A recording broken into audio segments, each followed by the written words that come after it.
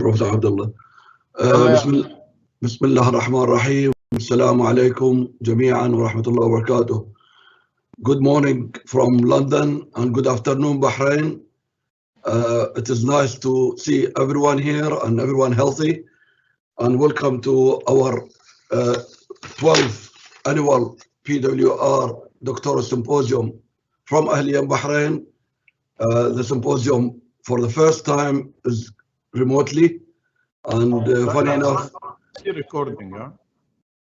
And funny enough, technology allowed us to meet in this way, where most of us thinking online is not working, we put it off. So there is always opportunity when there is a crisis. This may be one of the positive of COVID. And without further ado, I'd like to introduce Professor Abdullah, the founding president and chairman of Board of Trustee at Ahliauniversitybh and the father of Ahliya. So please, Professor Abdullah, welcome to give your speech. Thank you very much.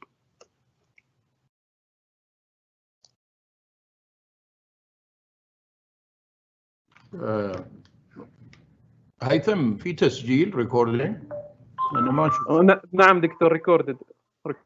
ليش ما يطلع عندي؟ ما أدري ليش. Anyhow, as you said, good morning in our partners in Brunel, Dr. Wafi and all his colleagues. And here, yeah, we could say good afternoon because it's only 5 minutes after the noon. So I would like really to welcome all of you. And yes, we have proved again, you know, that this partnership is growing stronger and that the Brunel Ahliya project is improving.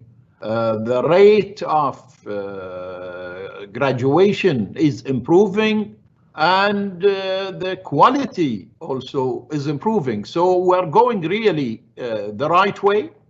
And because of the pandemic, we're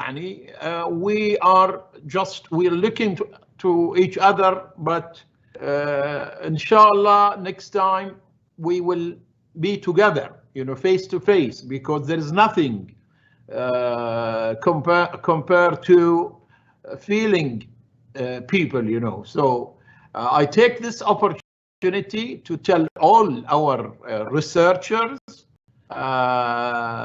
that they have really selected a very special program.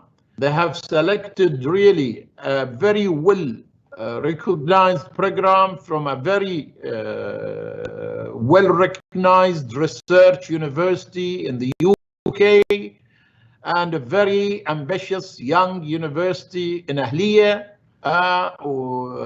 And we're doing a lot of things. Yesterday,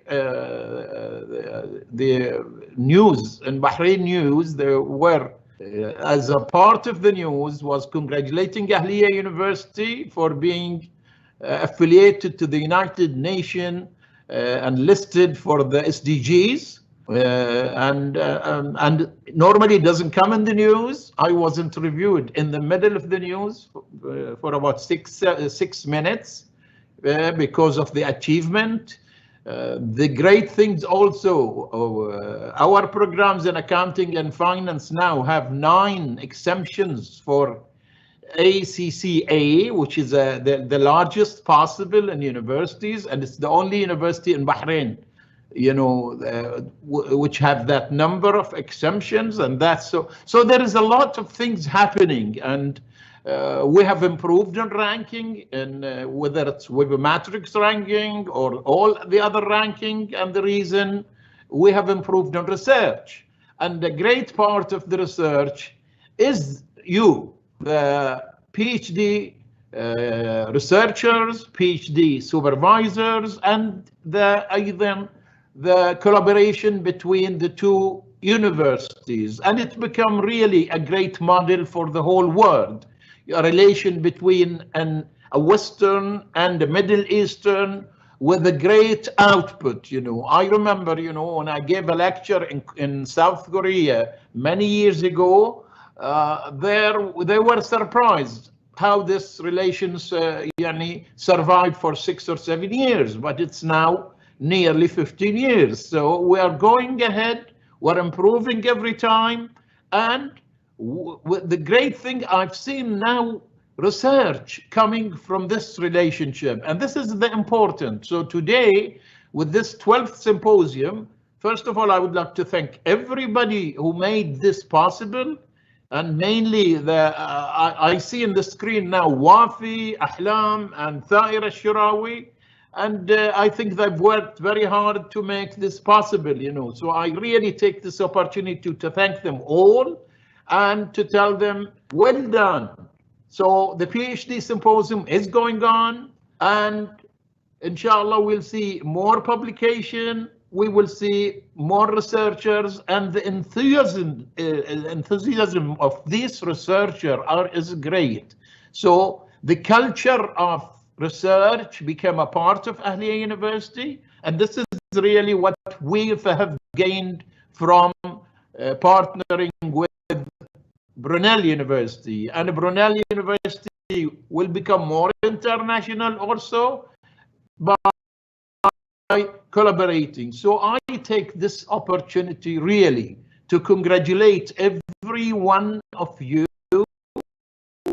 and it's mainly the researchers, the students, if I can call them students, I really congratulate them to be this program, and I hope that they attend all the 2 days symposium and listen to their colleagues, to their supervisors, to their advisors, to this, and to go ahead. So really, I am really happy, and I'm sure our friends in Brunel are very happy. Dr. Wafi is doing a great job. So he is taking now the responsibility to yes. So I am really, I don't want to take a lot of your time. I just want to tell you that Ahliya University prosper. Ahliya University are really in a very great place now, relatively, and that's a lot of it because of our collaboration with our partners in Brunel, who have worked very hard to make sure this collaboration grows, and it grows in a great way. So I take this symposium again to tell every one of you, this is the result of a very great collaboration between two institutes, and the results always good. So and I would like to really congratulate every one of you today who is presenting his paper or presenting his work, and wishing you the success and wishing you great 2 days. Thank you very much. Thank you indeed. Thank you, Professor Abdullah, for your kind words towards Brunel, Ahliya, the partnership, and the student. And I'm sure what you said is absolutely right, from chairing 2 PhD, very successful PhD this year, and you have very good success rate for PhD graduated this year. I'm really very grateful for your warm words, and inshallah we see each other physically. Without further ado, I'd like to invite Professor Mansour, the president of Ahliya University, to deliver his speech. Professor Mansour, thank you. Thank you very much, Dr. Wafi. Good morning to you all in the UK. Good midday here to us all in Bahrain. I hope you're all staying safe and happy. Crisis has it that we see each other only as images, but our hearts are close to each other.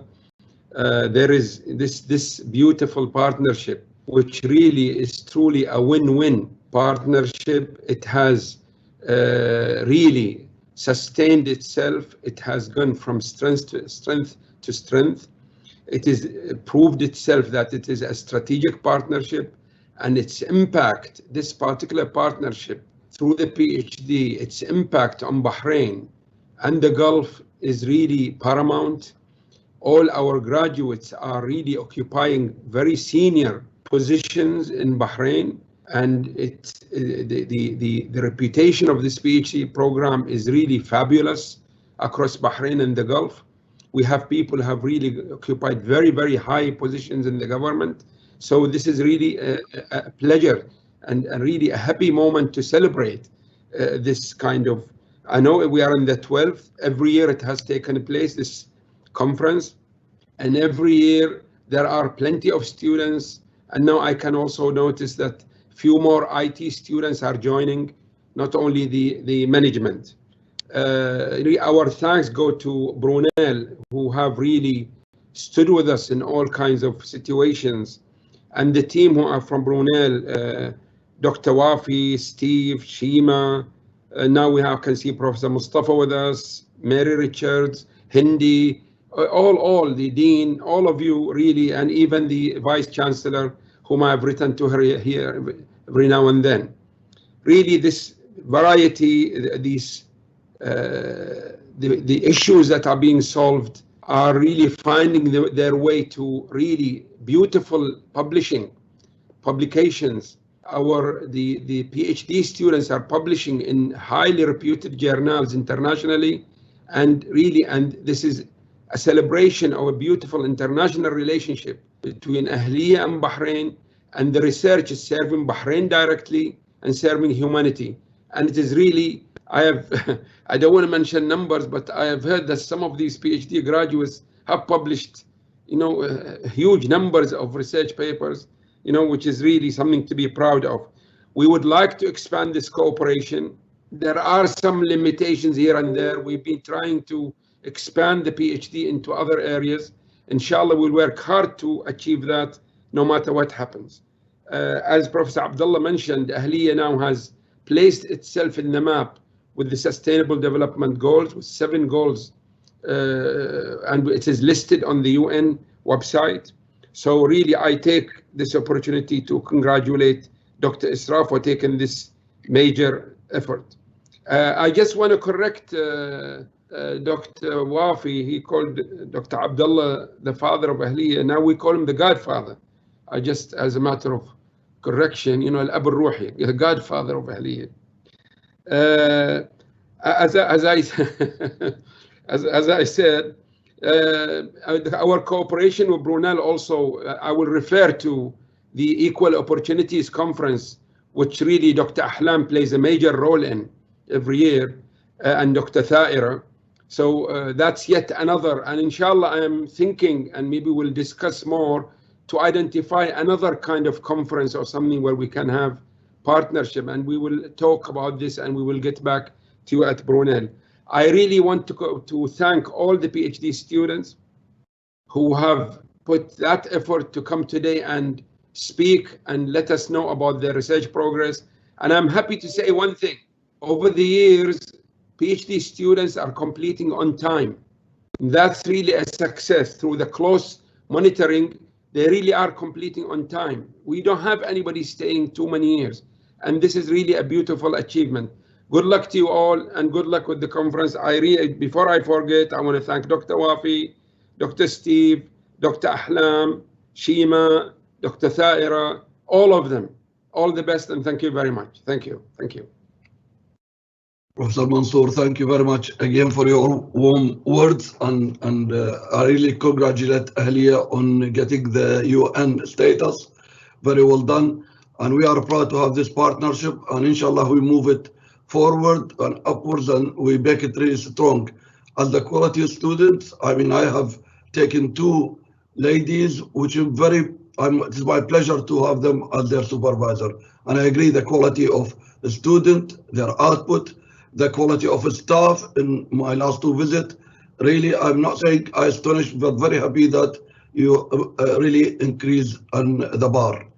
Without further ado, and I'd like to introduce my dearest colleague, an expert in the area. I was really lucky to attend maybe 3-4 of his workshop for staff away workshop with Professor Ruth when she organized it. And I'm sure we all will benefit, and especially the PhD student. And I'm thankful as well for the PhD student to be there, because without them, we'll not have this symposium. So I'm grateful to them for their submission and output. Professor Mustafa, the floor is yours, my friend. Thank you. Of course, he is a professor with us, and he is a professor in French University, and he is as well editor for a prestigious journal, 4 stars. So I don't say much. Thank you, Mustafa.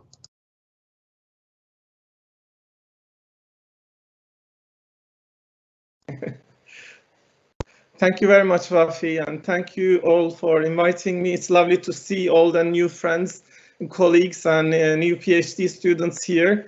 By the way, I'm having some problems with sharing options. The sharing options is closed for me, and I was hoping to present slides, but they don't open. Maybe the technical guy give Professor, please, Mustafa power. It is there, Doctor, but if you can share it with me, the file, I can share it for you. Yes, I have already sent it to you. Is that Haitham? Yes. Yes. Anyway, let me start, once the slides are up, we can continue with slides. We are going through very interesting times in terms of COVID, and we are showing the extremes of our patience and tolerance. But at this time, we are also experiencing a good opportunity for engaging with publishing.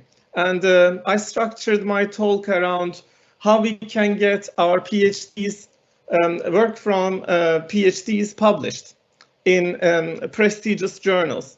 I have served as editor for over 15 years in different journals. Equality, Diversity and Inclusion is the first journal that I edited as chief editor. Then I moved on to British Journal of Management. It's the primary journal of the British Academy of Management. Then I moved on to the European Academy of Management journal, the European Management Review. And finally, I retired from journal editing. I'm so happy.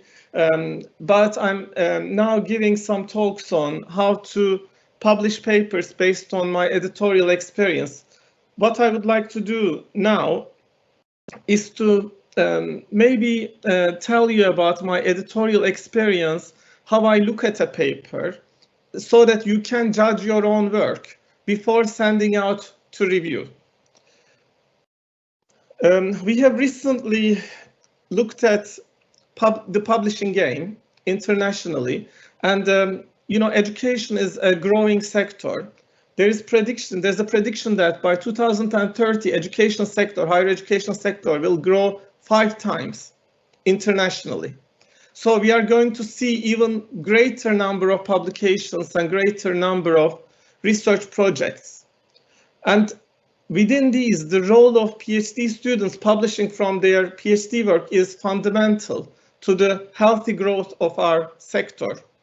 Because without that, it's very difficult for us to welcome PhD students as colleagues in higher education.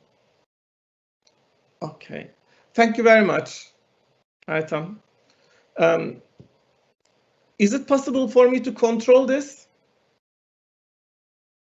I don't think so, because on the live event you cannot, but I can navigate for you, Doctor. Thank you very much.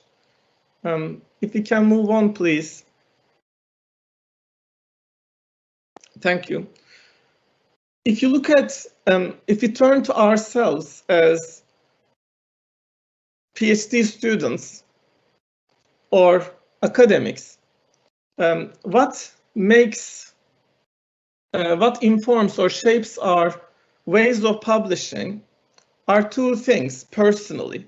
One of them is our passion for research. How passionate we are will fundamentally determine our approach to publishing. The other one is how productive we are.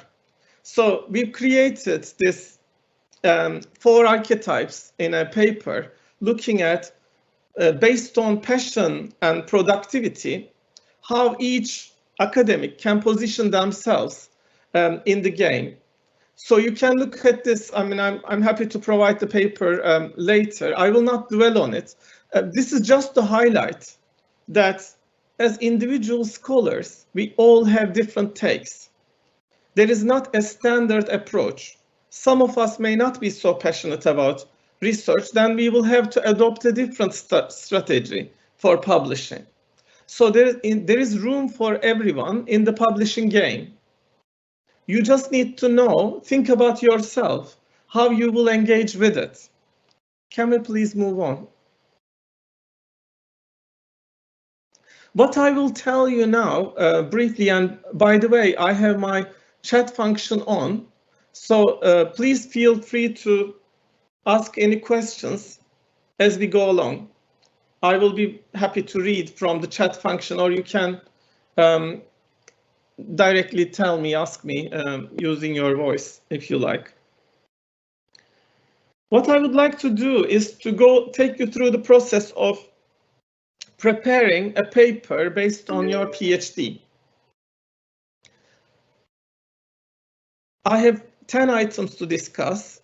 First, I will mention the targeted journals. How do we target journals? Then how do we make our research fit with that journal? And how do we reverse engineer our papers? I will explain what that means. Then how do we catch up with the journal writing style? And then I will mention all the sections of a paper, classical sections of a paper, and then conclude and take your questions. Can we please move on? Thank you very much. These days, most prestigious journals have rejection rates above 90%. So 90% of the papers get rejected. Therefore, it's very important before you start the game is to accept that rejection is the normal. Even Nobel Prize winning Professor Kruger had a paper rejected recently, and he was consoled by by his son. So we all get rejections. I get a very large number of rejections every year. So if you look at our negative CVs, you would understand that those academics who are successful are actually the most unsuccessful at the same time. Without being rejected, you can't move on. But how do we deal with rejection? How do we move on from rejection? My strategy, my personal strategy, is to select 5 journals. Imagine that your paper will hit the first journal and it will get rejected. Then without delay, you stand up and submit it to another journal. So identify 5 target journals for your piece. It's very important to do that. And how do you make those target lists? Again, engage with your passion and engage with your productivity. You are in different institutions, you are heading for different institutions. Look at those institutions. What do they want you to publish? We play multiple games. Look at their lists. Do they have, for example, lists of journals that they would like to see papers published? Then select those. And also, what are the journals that typically publish your work for your own passion? Add those to your list. Make sure that there's some convergence. At least identify 5 journals, because a good paper needs to get rejected a couple of times, unfortunately. This is what I came to accept today. Then make sure that whichever journal you have at the top of your list, sign up as a reviewer for that journal, because editors really like reviewers. If you have served that journal, for each paper that we submit, 2 people are working voluntarily.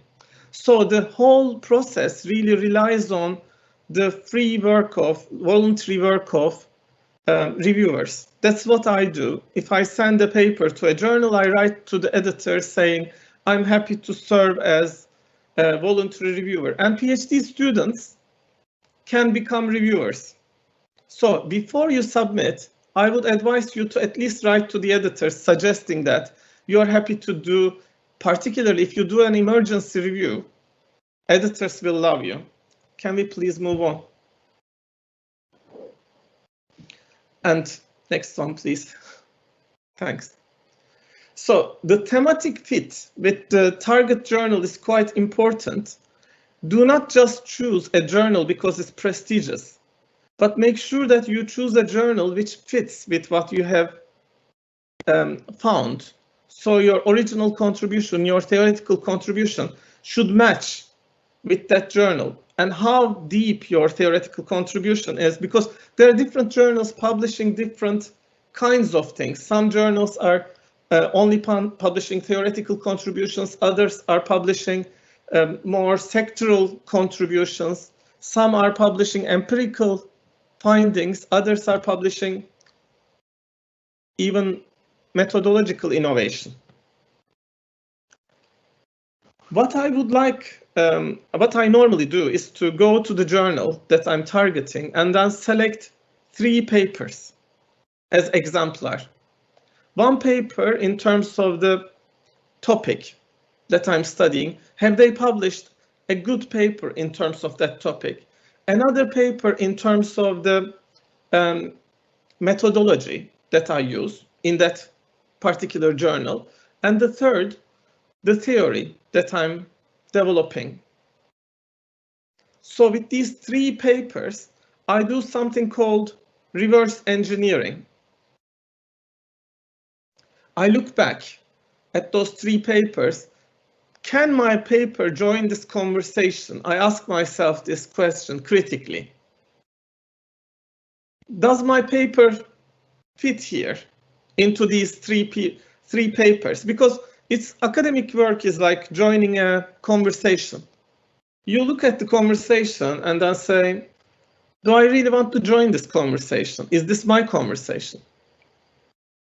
And then start with the last 2 years. Last 2 years are very important for publishing game because it affects the impact factor of the journal. So you need to have references to the journal in the last 2 years. It's really super important because if they publish a paper that doesn't cite that journal in the last 2 years, their impact factor will go down. And read the most recent editorial piece. Editorial pieces are very important because they would tell you what kind of work they would like. And more importantly, to understand thematic fit, you should definitely do this. Send a very super brief email to the editor-in-chief, saying, this is my title, this is my short abstract. Do not ever send the full paper. Would this be a good fit? I'm engaging with some papers in your journal. Can we please move on? Thanks. So let's come to the reverse engineering. Look at those 3 papers that you have selected from the journal. Where do they mention the appeal of the research? How do they mention the originality? How do they express rigor? Because in the field of management, and now we have IT students as well, there is no single formula that is best for everyone. We just need to find out what works for that specific journal before we send our paper. Because journals have different styles and structures and they emphasize different things. So look at how they state the appeal. What I mean by appeal is what makes your paper's contribution appealing? For whom? Who is the audience? What's the problematic? What's the impact? And then your originality of your contribution. What's the theoretical, empirical contribution of your paper? And then rigor. How rigorous is your methodology, your research? Ask these questions, and where should you indicate these in the paper. For example, if you submit a paper to American journals, you have to indicate this in the abstract and introduction, these three of them. But for example, if you submit a paper to a French journal, most of the time contribution and originality appear at the very end, or a German language journal, it will be very differently structured. It will reveal slowly rather than being stated at the start. So different countries have different traditions, different journals have different traditions. Some journals have just 50-word abstracts, others have 250-word abstracts. Can we please move on? So in the meantime, if you have any questions or comments, please write it in the chat function, and I'm following it there. In terms of journal writing style, for example, let's say I sent a paper to Academy of Management review. After a couple of months, it got rejected. I now want to send the paper to Organizational Studies, another journal. These two journals have very distinctly different styles of publishing. You can't have the same paper submitted there. So you need to make the style fit. So you need to look at the format of Organizational Studies, which has more extensive discussion of theory in terms of organizations, whereas Academy of Management review focuses on management. So you need to shift the emphasis from management theory to organization theory, for example. So I will recommend you to download the journal style guide and make sure that your paper fits. And now journals are getting very keen on word counts.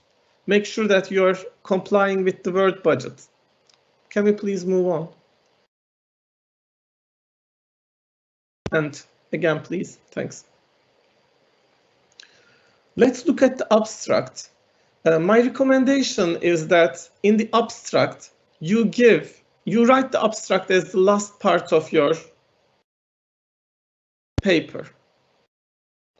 After you finish the paper, read the paper carefully and provide an abstract on the basis of what you have in the paper.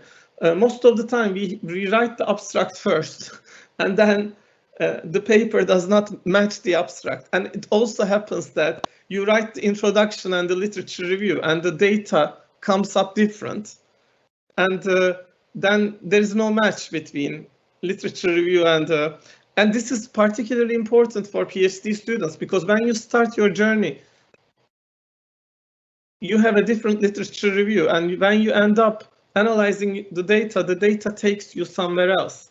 So I recommend writing the analysis section first, then matching the literature review and introduction with that analysis section, so that you cover the literature that is relevant to your analysis. This is particular advice for PhD students because there can be this mismatch.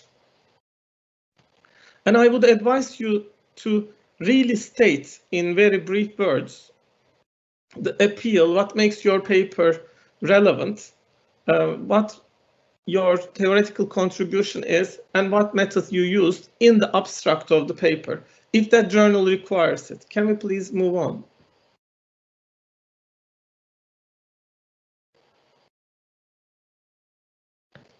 Can we please move to the next slide? Thank you. And again, introduction of the paper is quite important, because you can imagine the papers are 40 pages long, and they should really capture the attention of the reader. That's why if you specify your audience in the introduction, you may help the reader through. Introduction should really prepare the reader for what they will meet in the journal, so there shouldn't be any surprise. What is the appeal of your paper? Why should they read it? I call that hook.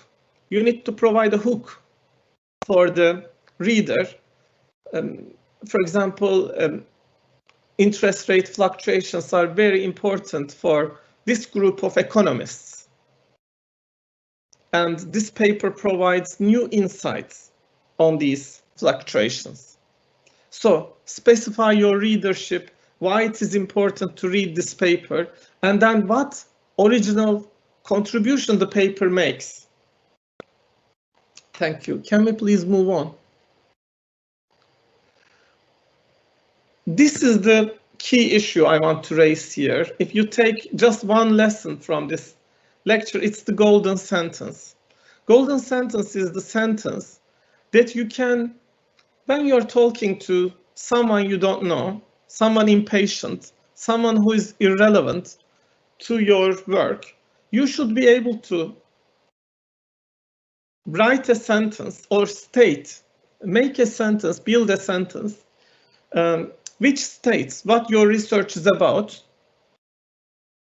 and how your research moves the science. For example, building on the theory of work-life balance, I show that people can avoid domestic responsibility by avoiding or staying at work. Long hours work can lead to avoiding domestic responsibility. Something like this. So you specify where the theoretical work is, work-life balance theory, and then locate your contribution. You looked at that, and then specify how you moved the theory a little bit. It doesn't need to be major. And this golden sentence, whatever your key contribution is, print it out and put it in front of you after you finish the paper, and make sure that it shines at every aspect, every paragraph of the paper. If there are any irrelevant paragraphs, you can take it out. Can we please move on? Then the statement of appeal. This is quite important. You know, reviewers are doing a voluntary service. They get bored. It's no surprise. And you can really bore them if you don't connect the dots in your paper. Imagine you're drawing something, but the picture is not clear. An article is very much like that. You are the author and you need to complete it. You need to build all the connections. So the reader, you hold the hand of the reader throughout the paper. And boring papers are likely to be rejected more. So this is very important. This is why it's very important to highlight what is the appeal, what is attractive about your paper at the very outset. Have you got a line which makes the project appealing and interesting? For example, there can be a piece of law that's just passed, and organizations may not be catching up with it. Or there can be a social movement. You know, I heard that you have an Equal Opportunities Conference. There's Me Too movement, Black Lives Matter movement. There are a lot of social movements. Use your hook to the interesting aspect. Are you informed of developments in the specific context which make your project interesting? How is your paper appealing to the readers? And who is the audience? If you specify the audience well, then the editor will send your paper to that kind of audience. This paper is targeting blah blah audience. You can easily state it explicitly. Can we please move on? Sorry about this. I don't know why I couldn't have control in my computer. I couldn't upload it. So in terms of the literature review, again, there is no fixed formula. In each journal, the literature review is written differently. Look at the exemplar papers. Look at length requirements. And look at where the previous authors have highlighted their contribution, highlighted their appeal, context. In some journals, you have a contextual literature review and then the theoretical literature review. In some papers, literature review is just one section. So look at the previous papers in the journal and change the style to fit. Thank you. Next one, please. In terms of methods, again, in business studies and also in IT, methodological choices are very wide, and each journal has their own preferred methodological approach. Not only methodological approach, but also methodological detail. If you look at some journals like Journal of Applied Psychology, they have extensive methodology sections. If you look at Administrative Science Quarterly, relatively long methodological sections. If you look at Human Relations, methodology sections are shorter. So look at how much detail do they want in the methodology section. Do not go overboard, because methods can be deadly boring. And also make sure that you don't bore the readers by making your methods section interesting. This can be a really winning strategy. How do you make your methods section interesting? Make sure to read papers that are using the same method in the last 2 years in that journal, and say, you are using similar methods, but yours is different. Get into the debate. So always think of publishing like having a conversation. Bring people in, be inclusive, and respect the scholarship of others. Recognize what they have done and add your own insight. And also highlight how you have done methodologically different. Because, for example, in COVID times, we use very different methodologies now. State those, make it interesting. Saying that due to COVID restrictions, I was not able to meet face-to-face, and there were these complications. It's really good guide for future research. Thanks. Can we please move on?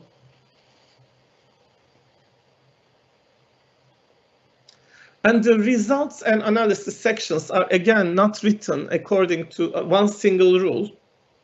Look at what kind of details you need to provide, whether you bring the literature in or you keep the literature out. In some journals, they would like you to engage with the literature in the results section even. And in other journals, they would like you to keep the results only for results of your study without engaging with the literature, and that they expect you to bring the literature back in the conclusion and analysis section. So look at how that specific journal structures the results and analysis sections. Thanks. Can we please move on? Check how section is written in terms of discussion. Discussion section is really important because it's the place where you will bring your literature review and results together.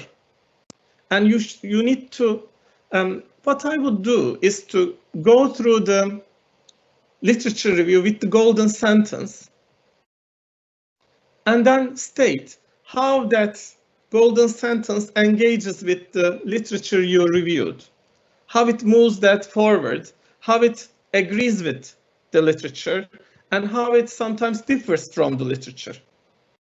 And deepen the discussion section with more philosophical, maybe engagement, also engagement with the particular profession that you are addressing, particular audience, particular academic group that you're addressing, give future directions, so on and so forth. The next slide, please. Finally, you finished your paper. Just before you submit it, I want you to do one final thing. Again, take your golden sentence, your original contribution, whatever it is for that journal, and print it out and read your paper, making sure that in each section, in each paragraph, there is a relevance to that golden sentence. The gold should shine in each paragraph because, as you know, academics, we have certain topics we would like to talk about, but those topics may be quite irrelevant for that paper. We need to be able to cut those sections out, or they may be relevant, but we don't state why they are relevant. So you may want to just add a sentence saying, this topic is quite relevant to this area because, make it explicit for each paragraph. And what I find really interesting thing to do is to, once I finish threading, I send the paper to a colleague for friendly review. In our research group at Brunel University, we have 15 people right now, and we send each other our papers and we give quick feedback. Okay, I don't understand this section. Can you tie it better? So get some friendly feedback, especially from someone who doesn't know your field well. They may be able to provide a critical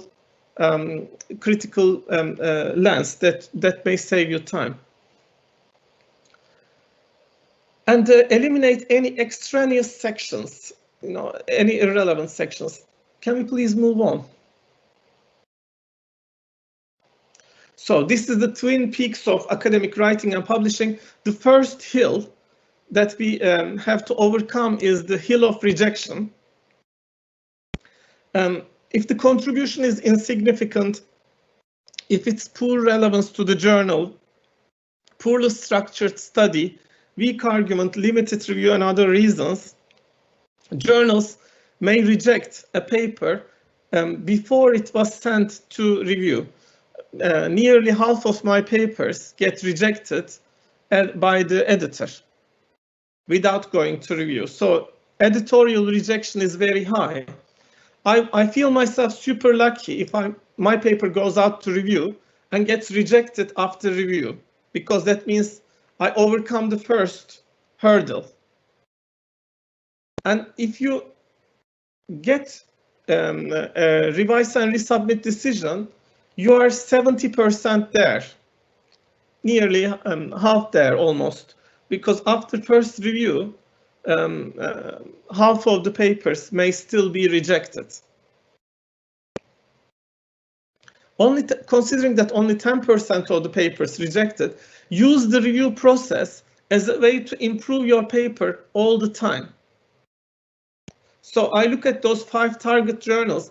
As the paper starts its journey, in the end it becomes a very different thing. I use the metaphor of ugly child for my papers. It's your child, it's ugly. It starts dating, and it's like first date, gets rejected.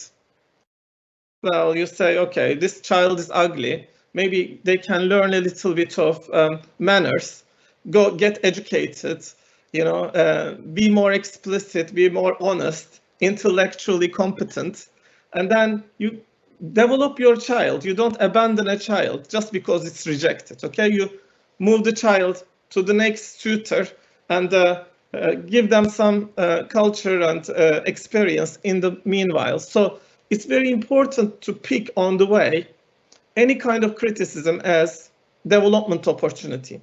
Let's move on, please. And when you are revising for publication, you are given a revision comment. You get a lot of insulting comments. When I first received my first revision letter, I was very upset. I was quite emotionally distressed. I thought that they hated me because they said, change the abstract, change the introduction, literature review, method, analysis, and conclusion, but you can resubmit. I thought they hate me. So I thought that it's about me. It's not about me, it's about the paper. So after I talked to my PhD supervisor, she taught me this technique, which is really helpful. When they say, for example, there is no original contribution in this paper, this is a very negative comment, isn't it? What you need to do is to ask yourself this as a question. How do we turn a negative comment into a question? What is the theoretical contribution of this paper? So you are given this comment. There is no theoretical contribution of this paper. I ask myself, what is my theoretical contribution? Then I answer that question I ask, rather than engaging with the negative comment. This is what I do also in PhD vivas. Turn a negative comment. This is a useless piece of work, for example. the worst comment you can get. And then I turn it into a question, what is the usefulness of my work? Then you can still smile to help yourself, engage and become resilient. So rephrase negative feedback inside into a positive question and answer that question in the text. Say it explicitly. Readers may not see the theoretical contribution, maybe because you didn't state it clearly. Improve your statement, make it explicit. Learn to take criticism. This is a life skill. If you learn to take criticism, not much can break you. And you can develop. I mean, we can develop our scholarship in time, and we are not born with the skills to write. We are not born with the skills to publish. These are all acquired things. I mean, I look at now new PhD graduates. I published my first paper some years after my PhD. Now you have great pressure and you're doing much better than I did when I was a young scholar. So don't look at the people towards the end of their journey. Don't look at anyone, actually. Look at your own self-development. Don't compare, because comparison and competition are toxic things in our life, and they can actually prevent us from engaging with our passions. Improve relevance, appeal, and integrity. When you address all the review comments, the paper becomes something really strange. Because all the reviewers may request different things, editor want another thing. After you addressed all the comments, read the paper carefully and see that there is a thread again in the paper, because the thread goes all the way wrong across the paper. You add different things, take out things based on review suggestions. And ask the associate editor if you are not sure about how to address revision comments. Can we please move on?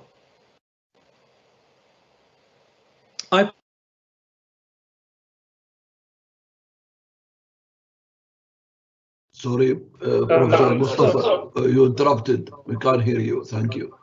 Oh, okay. Sorry. Do you hear me now? Yes? Okay. Sorry about that. I prepared a set of questions that I use before I submit my paper, so you can use this list. I'm not going to read it when you are submitting your papers. Thank you. Can we please move on?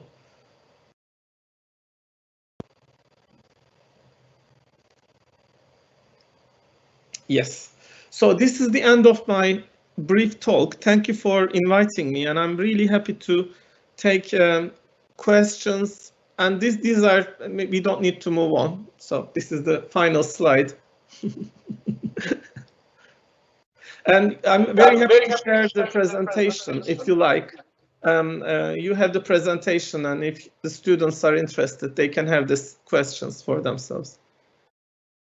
Professor Mustafa, thank you very much for very informative talk for particularly our PhD researcher, but to be honest, for us academic.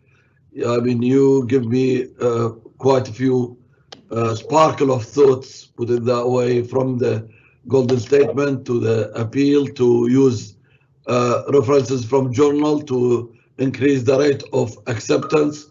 So thank you very much. As Professor Mustafa said, we are open to questions, so please, anyone feel free physically, you shout or raise your hand using the tools there. So the floor is yours to question PhDs or researcher and staff. Thank you. Am I allowed to ask? Of course, Professor Abdullah. Yeah, I just want to thank Mustafa for such a beautiful presentation. Really, it's great presentation. But then it's always, I have this question in my mind, when people start to publish or they want to send papers, they're always scared of going to good journals.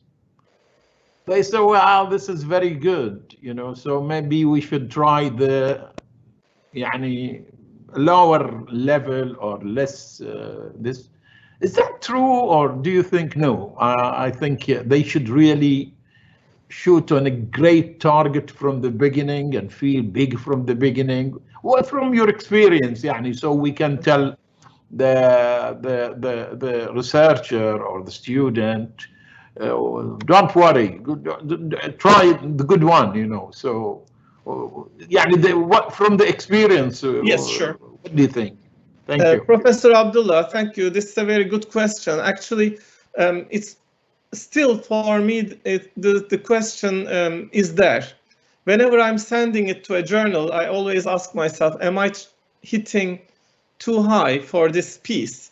So what I do is I have different pieces of research, and I try to match what I have as piece of research with the journal. And if it's a PhD research, I would definitely go to the top, because the top journals like Academy of Management Journal, Academy of Management Review, Academy of Management Learning and Education, all those journals, and British Journal of Management, the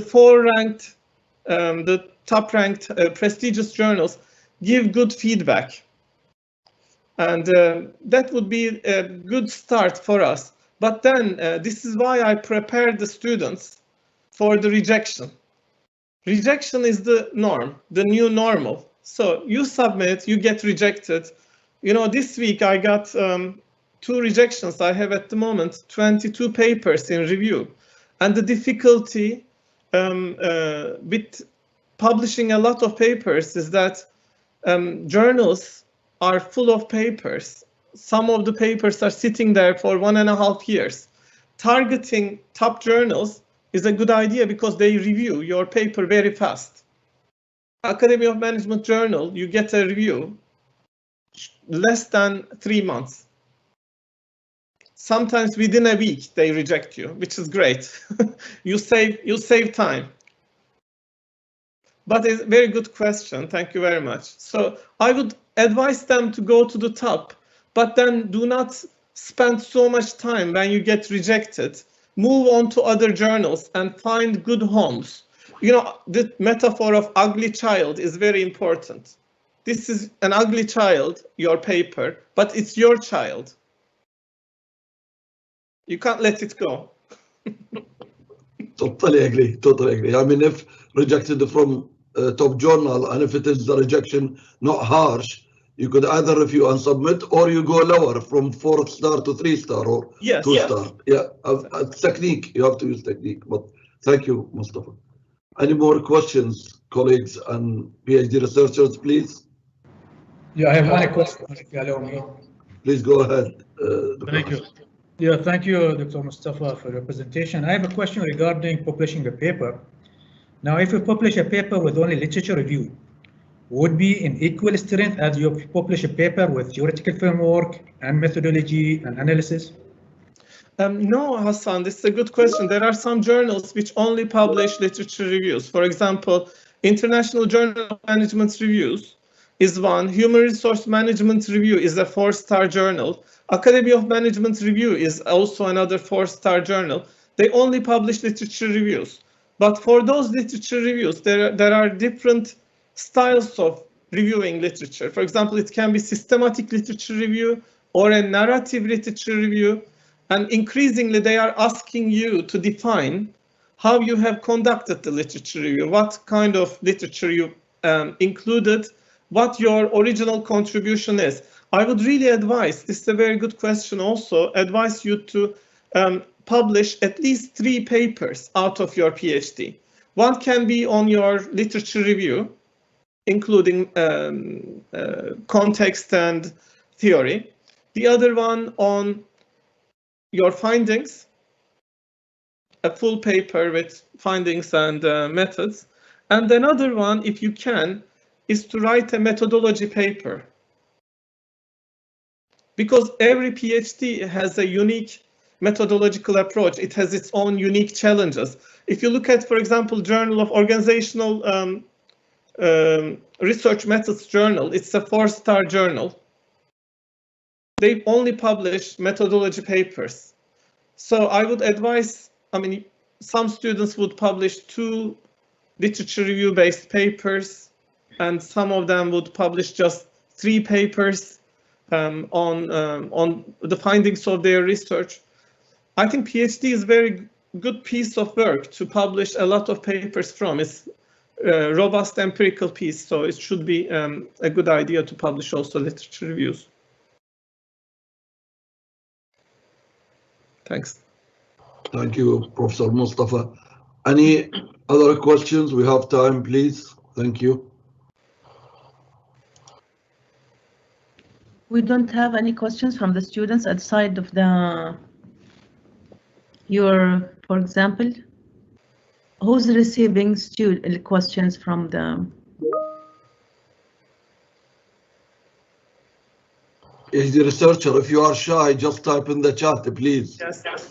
We have one question, Victor, from Mr. Gauri Shankar in the chat, in the questions.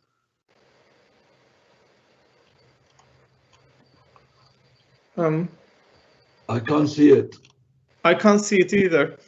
Me too. I have a comment from Dr. Tyra. Thank you, Professor Mustafa. It's always nice to see you. It's lovely to see you too, Tyra. Thank you very much. Thank you. I'll read the question if you don't mind. Anonymous has asked how to identify top journal in our specialty. Yes, a great question. Again, there are different sources. For example, depending on the institution you are in, sometimes the deans have lists. You can identify, you can look at the dean's lists. And the other way is to look at their impact factor. If you go to Web of Science as a journal search index, they provide Thomson Reuters provides impact factors. A good impact factor is something above 1, but any journal with an impact factor is generally a reputable journal. So try to choose journals with an impact factor. And the other thing is, if you are, for example, based in the UK, then there is the Association of Business Schools, ABS. Now it's Chartered Association of Business Schools. They provide a list of 4-star journals, 3-star journals, 2- and 1-star journals. And if you're in France, they have CNRS. If you are in the States, they have different lists according to the universities. So you can look at the institutional games and the national game, but I would advise you to have a portfolio. It's not only the quality of papers that you publish, just as 1 or 2, but also the range of papers that you publish that will get you recognized. It's very interesting that one of the reasons that I get I'm known in my field is that I publish 20 books. Not many people would read my papers because they are technical, they require technical interest, but a lot of students have read my books on human resource management. So this is how you can also engage with scholarship. So think about wide range of options. I never turn down a book chapter invitation, for example. If somebody invites me for a book chapter, I would write it. Make sure to produce a whole range of skills to engage with different kinds of publishing. And one of the things my PhD supervisor told me, which really was helpful, identify the top 100 people in your field of research and send them a very brief email. Hello, I'm doing research on this topic, and I'm interested in submitting papers and reading your future work. It's amazing. I did that, and I got a lot of invitations to speak based on my PhD, seminar invitations. I got also invitations to write chapters with really prestigious publishers. So you join the field. It's like joining a game. You let them know they invite you. All right, thank you, Professor Mustafa. Another question from Gauri Shankar, always the devil advocate. A disturbing trend of publishing papers by paying money to eminent journals is increasingly being witnessed. We really see excuse me the language, garbage being published. What is your opinion? Oh, yes, absolutely. Actually, there is, I would advise you to type in Google predatory journals. There is a predatory journal list, and many institutions, if you publish in those journals, they would not count your paper they would not like to see that in your CV or career progression. So many institutions are actually trying to keep their reputation, and they are subscribing to ethical guidelines in terms of publishing. There is also an initiative called COPE, which is the ethical publishing guidelines. So try to choose journals which subscribe to COPE. It's an international initiative, COPE.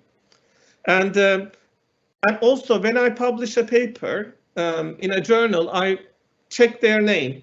If I don't know the journal, make sure that they are not in the predatory journal list. It's very important, because I think you can bring disrepute not only to yourself, but to also to your institution by publishing in really unethical journals. Thank you, Professor Mustafa. Another question is, would it affect us as a researcher if we publish in generic journals? Generic journals. Do you mean maybe professional journals? Yes, I think it would be a good idea to publish a whole range of journals. For example, in the UK, there is a major shift of emphasis. In the past, we were only looking at theoretical journals, academic journals. Now we are looking at impact. In order to have impact out of your work, it's advisable when you publish your academic work, also try to turn it into practitioner, more generic outlets, newspaper items, blogs. You can even appear on TV shows, because, for example, in the UK, a top-rated journal gets 4 rating for the institution, but then if you have impact, that's 16 times. It gets 16 scores. One gets 4, the other one gets 16. So our emphasis today has turned to the impact of publishing rather than publishing alone. Thank you, Professor Mustafa. I have no more questions in the live question and answers. If any of the attendees wants to, one more, sorry about that. Someone says, for example, IT is a huge field, so some journals are generic. To explain his generic journals comment. Yes, absolutely. This is what I did. I look at my work. I try to publish in interdisciplinary journals. It depends on what kind of scholar you want to be. Some scholars want to remain in a strict discipline. Others want to enrich themselves by interdisciplinary work. What I do, if I read any piece of work in any other discipline, I look at my data and say, my data says something new to this field.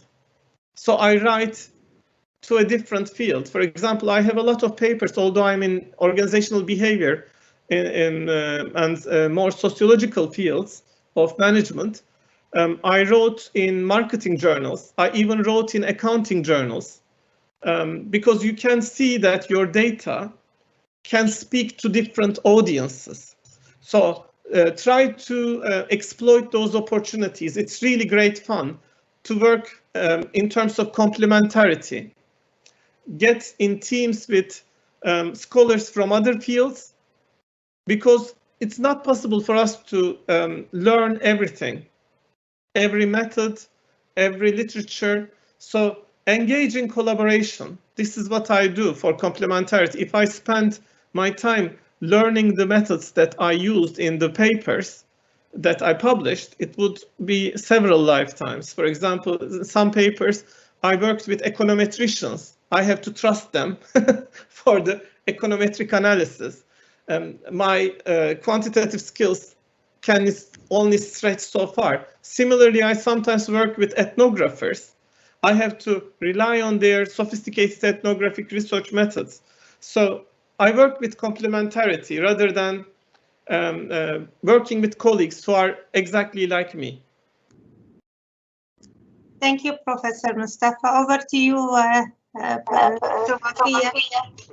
Thank you, Dr. Sarah. Thank you very much indeed, Mustafa, for enlightening us and explaining and mentioning the different journals. I agree totally with you. In my PhD, anyone invite me about writing a chapter, and if I think it fit with the field, I have written 3 chapters and 3 books, which is in my digital signature. So it was a way that I reach wider audience. And then some people say, why not submit to this paper? And why not submit to this paper? So we could use different technique in our life. I totally agree. But it's very important not just to acknowledge, thank you for your supervisor, first and second, to put them in any publication, because they are the people, they be known to all the editors.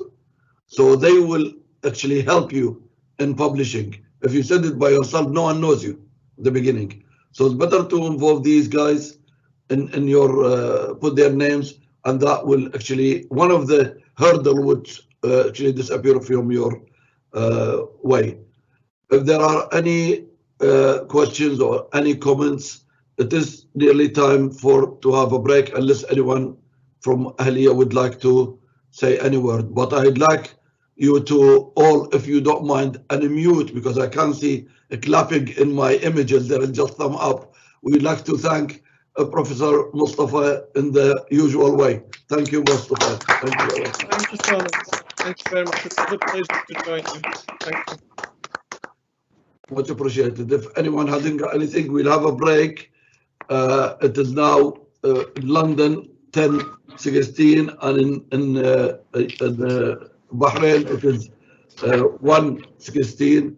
So we'll come back in 15 minutes. So London it will be 10:15, and in Bahrain is 25 minutes past 1.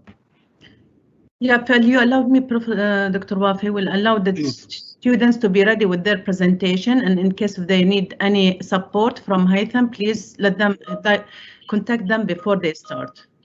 I agree with that. Please, student or PhD researcher, I know I've been told a bit off when I was in Bahrain. Here we call the PhD student. PhD researcher, if you don't mind, at least 5 minutes before, especially the first presenter will be Yusuf Naif. So please, at least 5 minutes, you log in and have your slide ready to be shared. Thank you very much. Have a break. I close my picture, and Yes. thank you very much indeed. Thank you indeed.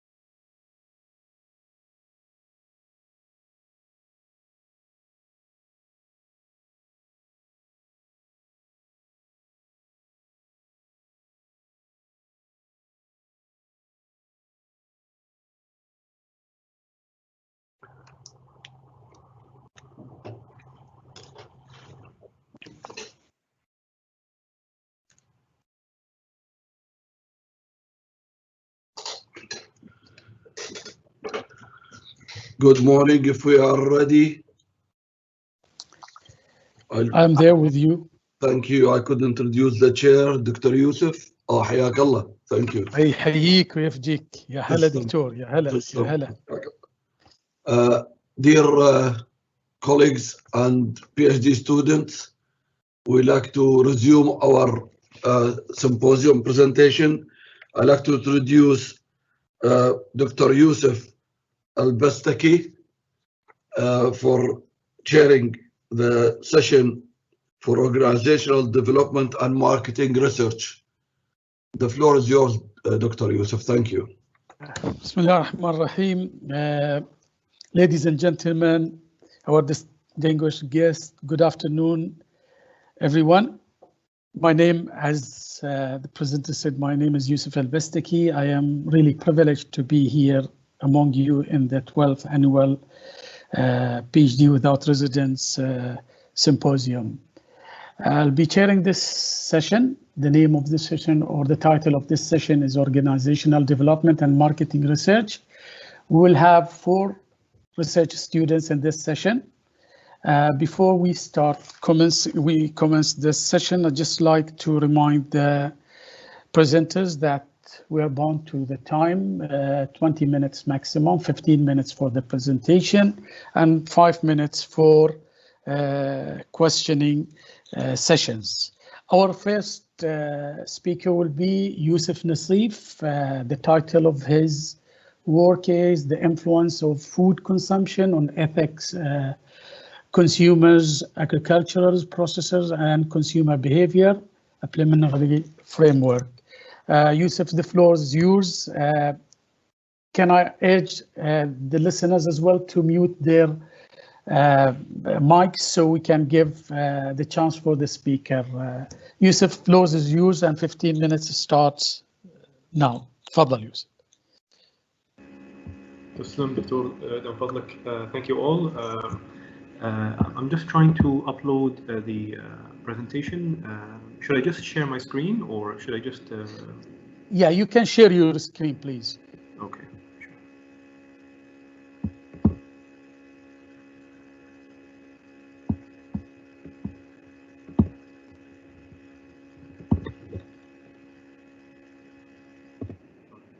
Fine. Can everyone see my screen or the presentation?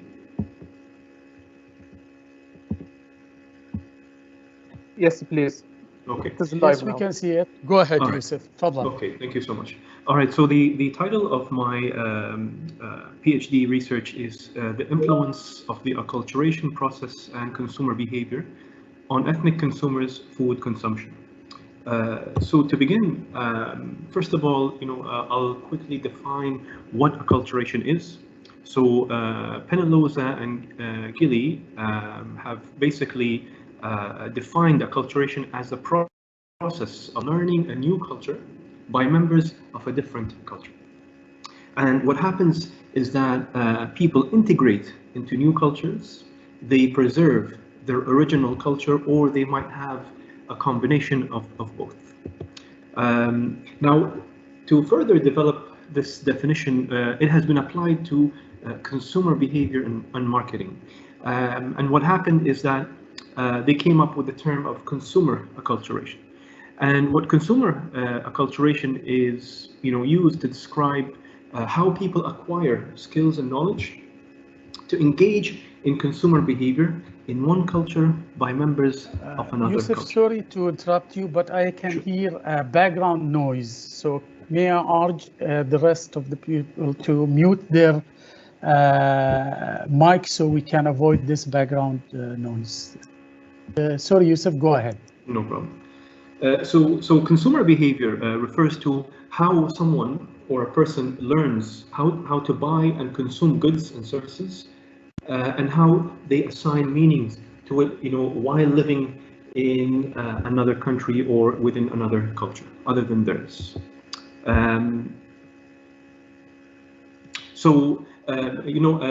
Consumer acculturation is, a process again of learning within a multicultural context, and people,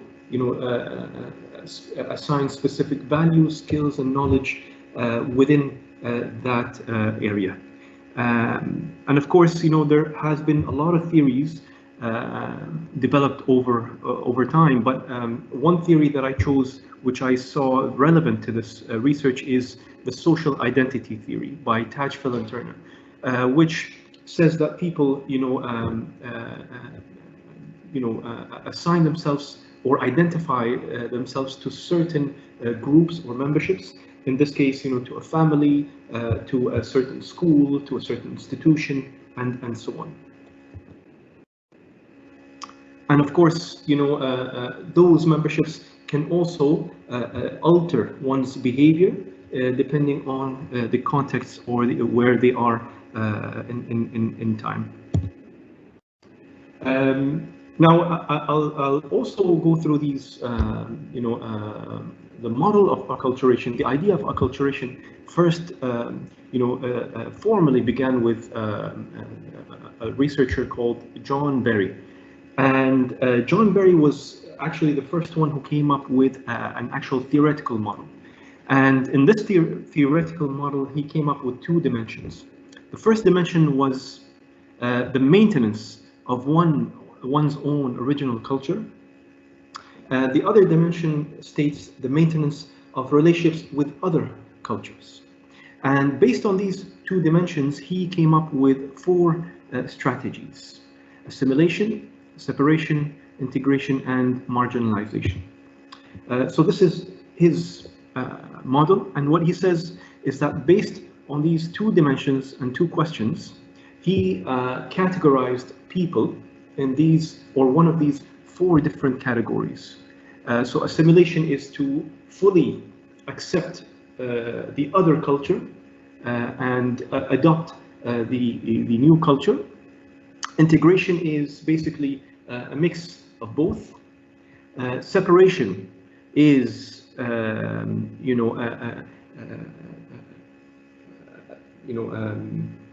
accepting one's original culture and denying or avoiding the culture that they are exposed to. And marginalization is basically coming up with a completely new mix or a new identity or a new culture based on their behavior. Now, with time, other researchers have come up with other, models and theoretical frameworks, but the problem is that most of them were unidirectional or bidirectional. And what that means is that they looked at the effect on one culture. So, for example, people from, the US, people from Mexico going to the US. So they focused mainly on, the Mexican culture and the effects on those individuals. Or they might, look at both the Mexican and the American culture and ignored the remaining cultures that people usually interact with in their surroundings.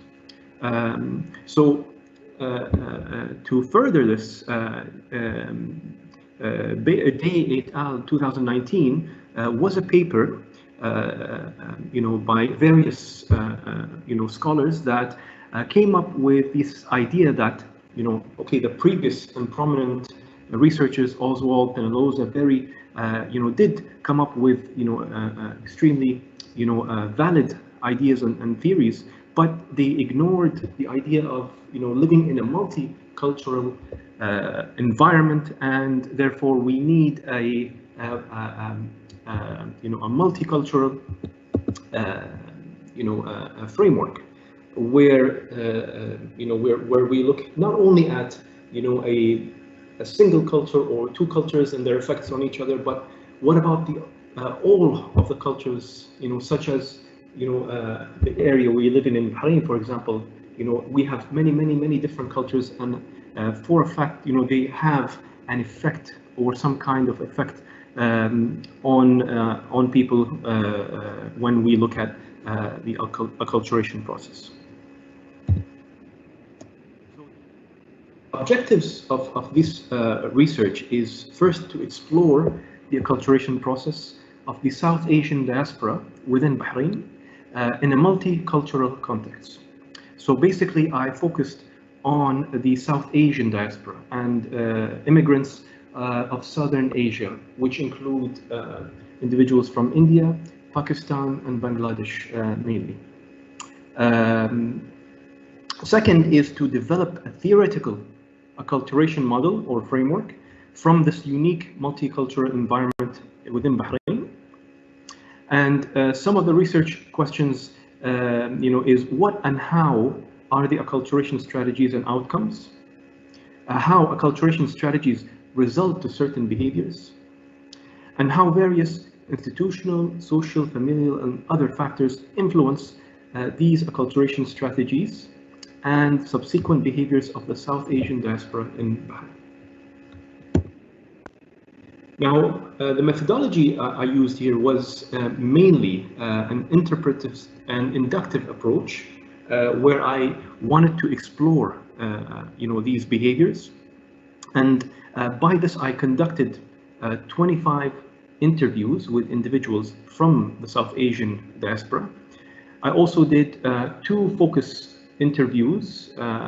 Each focus interviews included an average of 8 individuals, again from the South Asian diaspora and mainly from the working class. Also, I did a 7 or 8 interviews with local Bahraini individuals as well, and in order for the research to be robust enough and to have diversity and significant information and data to analyze. So the idea here is to look at their food consumption and how the acculturation process and their behavior has an effect on their food consumption practices. Now, of course, last thing I want to look at is, I've developed a preliminary acculturation framework. Again, this is in the initial stages. I still have to go on and make this more robust, more detailed. But the idea here is to first look at, as we have here in the red circle, consumer behavior and lifestyle of an individual. And this is affected by family, values, motives, attitudes, learning institutions, and society. And as this individual, these are agents that affect that individual's behavior, consumer behavior, and lifestyle. According to the data that I've collected and analyzed so far, this leads to the acculturation process of integration here. So the idea is, regardless of the previous researches, they've categorized individuals into specific categories. However, what I realized here is, in the unique situation of Bahrain is that expatriates are a bigger number than locals in Bahrain, and therefore there is integration within the individuals. They integrate into or with other cultures or other individuals as well. And of course, there is the original culture, the host culture, and other cultures and global cultures. And this is where the integration happens, and this is the multi-directional process. Now, of course, the acculturation process is a dynamic process. It keeps on changing and adapting, and it's not as what previous researchers have mentioned, where that's it, you're determined into one category and that's it. No, but it keeps on changing, and for each lifestyle or for each behavior, okay, you might have a different kind of behavior. So therefore, may I remind you that you have 3 more minutes, please? Sure. Yes. So therefore, this acculturation process results in behaviors and not the other way around. And so what behaviors I've come up with is 3 different types of behaviors: the traditional desi, the curious desi, and the immersive desi. Now, the word desi means someone from the South Asian culture, or a descendant or an immigrant from the South Asian culture, mainly from India, Pakistan, and Bangladesh. And the first one is a traditional Desi. So they integrate with other cultures, okay? But they tend to stick to their own culture when it comes to certain aspects, okay? Whether it's food, the way they eat, the places they visit, and so on. But they cannot avoid integrating at work, going to the supermarket, and in certain food items, and so on. The curious Desi is, someone in the middle that keeps on, going back and forth between different cultures and their own culture. Lastly is the immersive Desi. So the immersive Desi is someone who wants to explore and further, try, other cultures and experience other cultures as well. So hopefully, this is a framework that I still need to develop and make more robust. But therefore, this is, I hope I have, given you an overview of my research so far. All right. Thank you so much, and I'll, open the rest of the time for questions and answers. Thank you very much, Yusuf, for this interesting topic. Actually, we'll leave the floor now for our guests, for the audience. If you have any question, kindly feel free to post it or go ahead and ask it.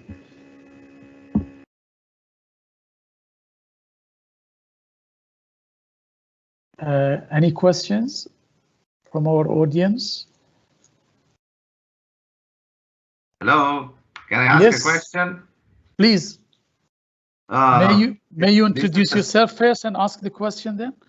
I am Gauri Shankar, Ahliauniversitybh. Please go ahead.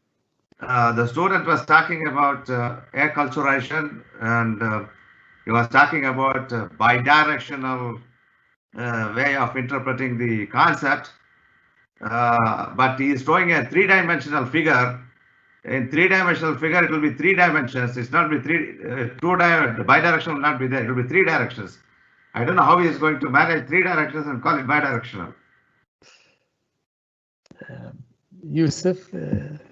Okay, thank you, Mr. Gauri Shankar. First of all, I was talking about unidirectional and bidirectional in terms of previous researches, how it was limited, whereas the tri-dimensional is not really a tri-dimensional. It's more of a multi-cultural view or aspect, where we're looking at more than just one culture or 2 cultures. It's more than 2 cultures. So that's where I was going with the uni and bidirectional. Any other questions? I can see, is it a question or? Okay. I have one question, Sabit, if you allow me. Please, Dr. Hassan, go ahead. Yes, thank you, Mr. Yusuf, for your presentation. Now, I have a question regarding your theoretical framework, the model you did. Is it, what do you mean? Is it, you are going to use that correlation between the construct or the main construct? I mean, how is the flow? Because I've seen you have put so many impacts, construct that impacting your main objective. Can you just elaborate, please?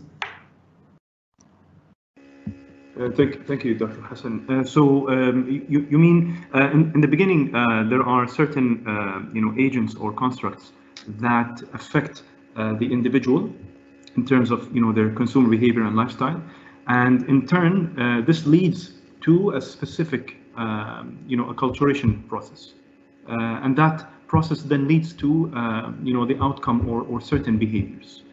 So that's what I know. It's not very clear at the moment, but I will definitely work on those agents and constructs and make the framework more clear and more detailed as I go through the the research.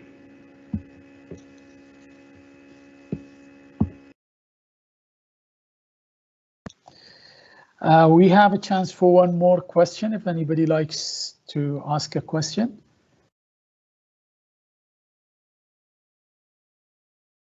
Okay. Yes, I do. I would like to Please. ask a question. Yusuf, at what level of your research have you reached? So currently I'm at just started the third year, level 3. No, I mean in your research, actual research. Sorry, I didn't get that. So you mean which at which stage you mean, like in the research, or which stage of your research? Okay, Yes. so currently I'm in the data analysis part, where I'm analyzing the data I have. So I haven't finished the analysis all yet, but I'm at that stage right now. Thank you. Thank you very much, everyone. Would like to thank you, Yusuf, for your presentation. And it's time to move to our next presenter. Our second research student will be Aisha Al-Joder.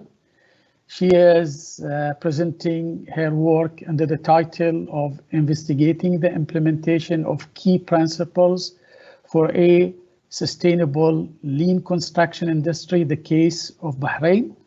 I hope Aisha is ready. Just a reminder, Aisha, we have 15 minutes. Yes, I'm ready. Okay, 15 minutes for your presentation. Kindly share the screen, and once you are ready, I'll start the clock for you. Okay.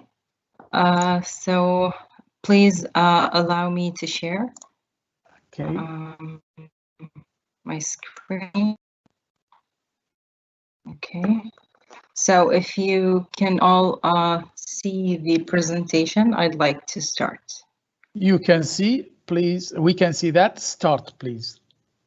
Okay, thank you. Hi, everyone. My name is Aisha Al-Joder. I will be presenting my research today. My research talks about the lean approach in construction. So the principle of lean is basically how to achieve better quality products or better quality anything for that matter for the lowest possible time or lowest possible waste. And currently in around the world, there are various lean tools and techniques that are being widely used, which is TQM, Total Quality Management, daily huddle meetings, and so on, which all serve the implementation of lean construction processes.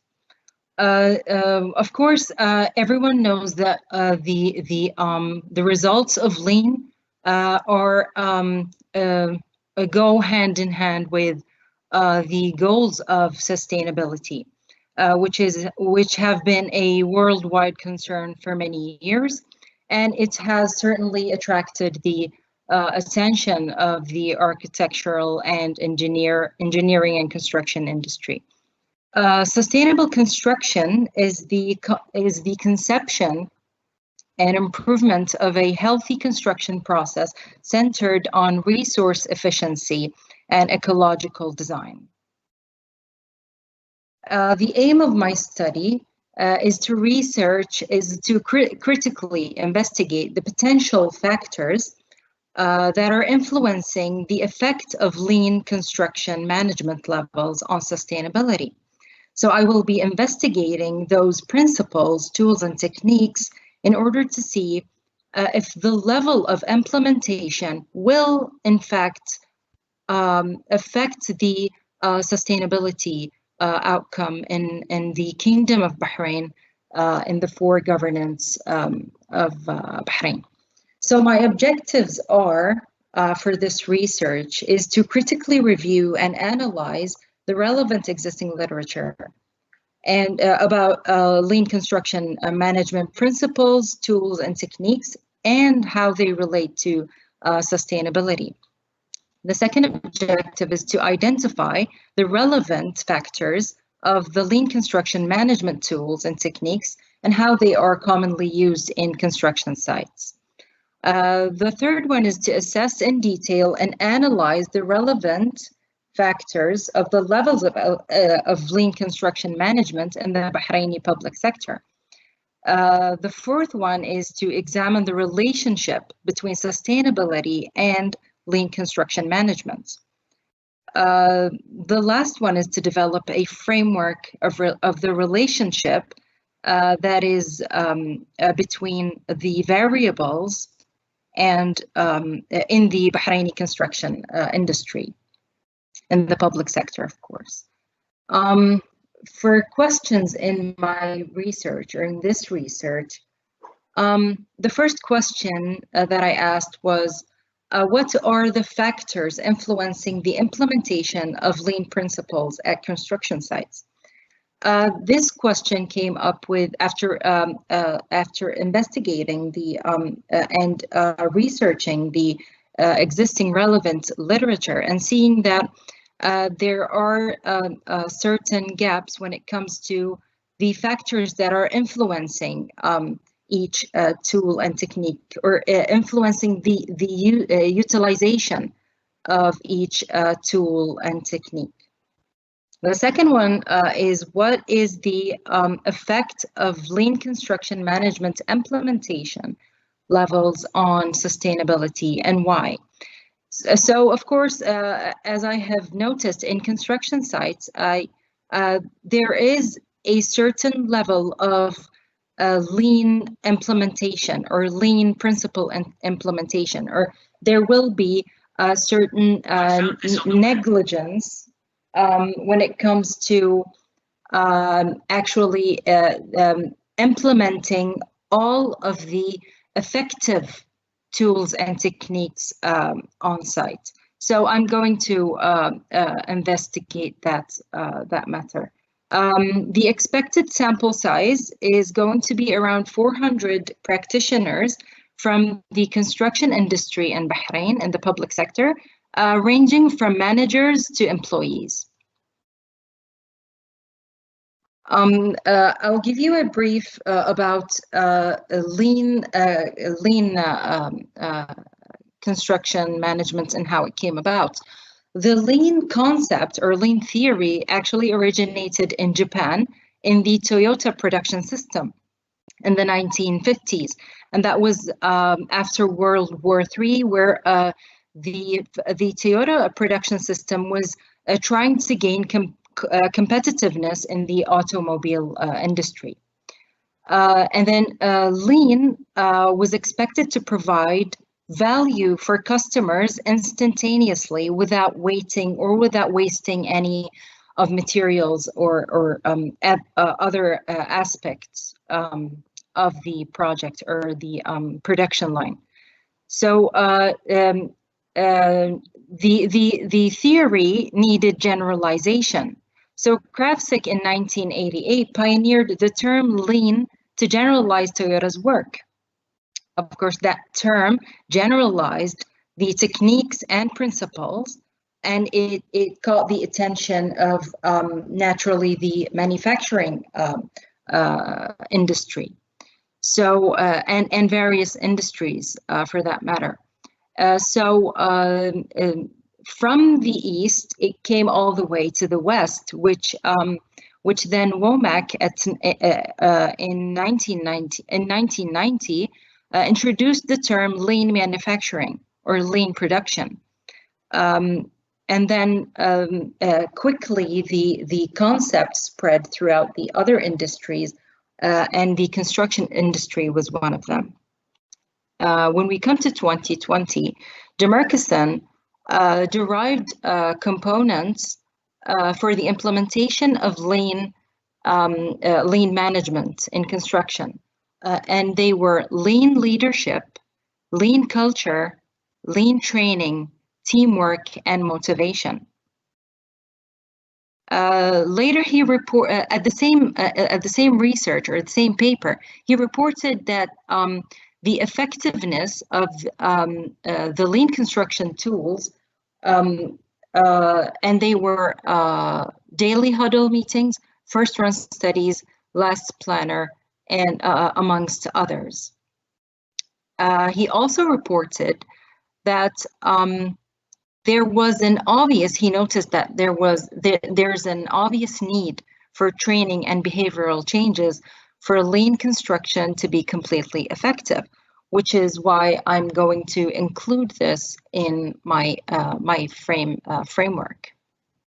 In 2017, TESOL listed two major motivational factors, which were a client's push and a company's expectation to gain more contracts.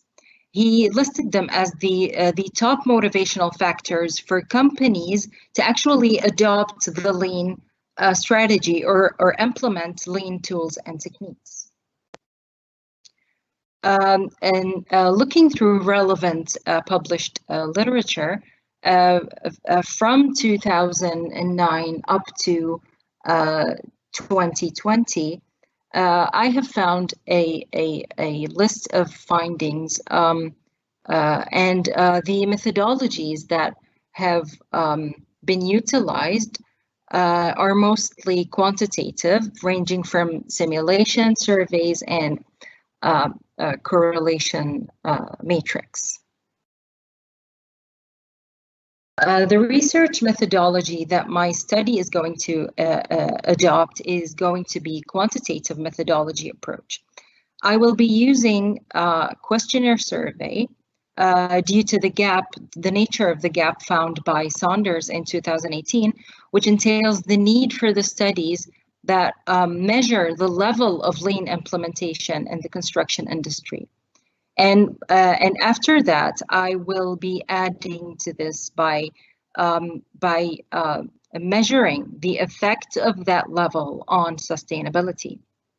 Now, my conceptual framework is still under development, but it will be an extension of Baju and Shafi's 2018 theoretical framework, which I will be extending and using some of the suggestions of de Murkison from his 2020 paper. The expected outcome is that this research will contribute to the existing literature and to of lean to the practitioners involved within the construction industry in the public sector in Bahrain. These are the list of my references, some of my references. Thank you for listening. Any questions? Thank you very much, Aisha. You give us more time for questioning, so I'll leave the floor for anyone likes to ask any sort of question. Please feel free to ask our audience.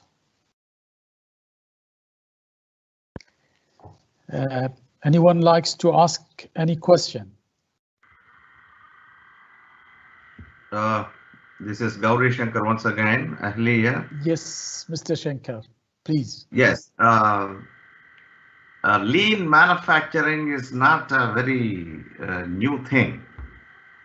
And there are a number of limitations of lean which effectively hinders its implementation in many construction sites. You are talking of some investigation into some key factors or something like that. That's your title I saw. Now, what is the central issue you are investigating, and what is that we don't know? Okay, may I answer, please? Please, Aisha. I was actually looking for Mr. Gauri Shankar's contribution. I've been waiting since last year, actually. So yes, what I'm trying to convey is that the implementation of the key key principles and tools and techniques from the Western world, okay, are not fully adopted or fully implemented in the Arab world or let's say in the case of Bahrain. So I will be investigating those tools and techniques in the construction sites. So what I will be adding to the theoretical framework of Baju and Shafi is that I will be adding the element of training, as I have observed in construction sites, that some of the well, actually most of the construction sites or construction workers involved within the project lifecycle are actually lacking when it comes to training, and whether it's on field or courses and so on. So I will be investigating those principles in Bahrain. Thank you very much, Aisha. Thank you, Mr. Shankar. Anybody else likes to ask any question? Yes, myself. Please. نواف كيف الحال? How are you? يا هلا. تفضل نواف. Please. I just want to just get to know the size of your sample for the data collection, and do you think that would be challenging, because I understand you are doing a quantitative? Yes, I'll be doing a quantitative. May I answer? Yeah. Okay. The sample size is going to be about 400 practitioners, and you are right. It will. I think it will be challenging, but at the end doable with the right amount of effort. I think it's going to be doable. I will be utilizing this. I can't say unfortunate for the world, but really it made communication easier for us to reach, whether it's managers, whether it's practitioners, site managers, project managers. It's going to be doable, inshallah. Thank you, Nawaf. One more question and a comment, yes, if I may. Again, 400 practitioners, يعني practically it might be challenging and difficult. I would give you a comment if you limit it down to people on the top of the hierarchy to give you the feedback using some of the social studies to understand how it's done. يعني either pushing top to down or middle management to get the feel of that construction. That's it. Thank you very much. I need to ask you, if I may, what do you need by from top? Do you need I should go to managers? Because I've already targeted managers, but do you have any like pointers where I should start? Yes, again, to get practitioners, there are people on site, either they are leading their teams or leading... Yes, the project managers, yeah, which I'm targeting actually.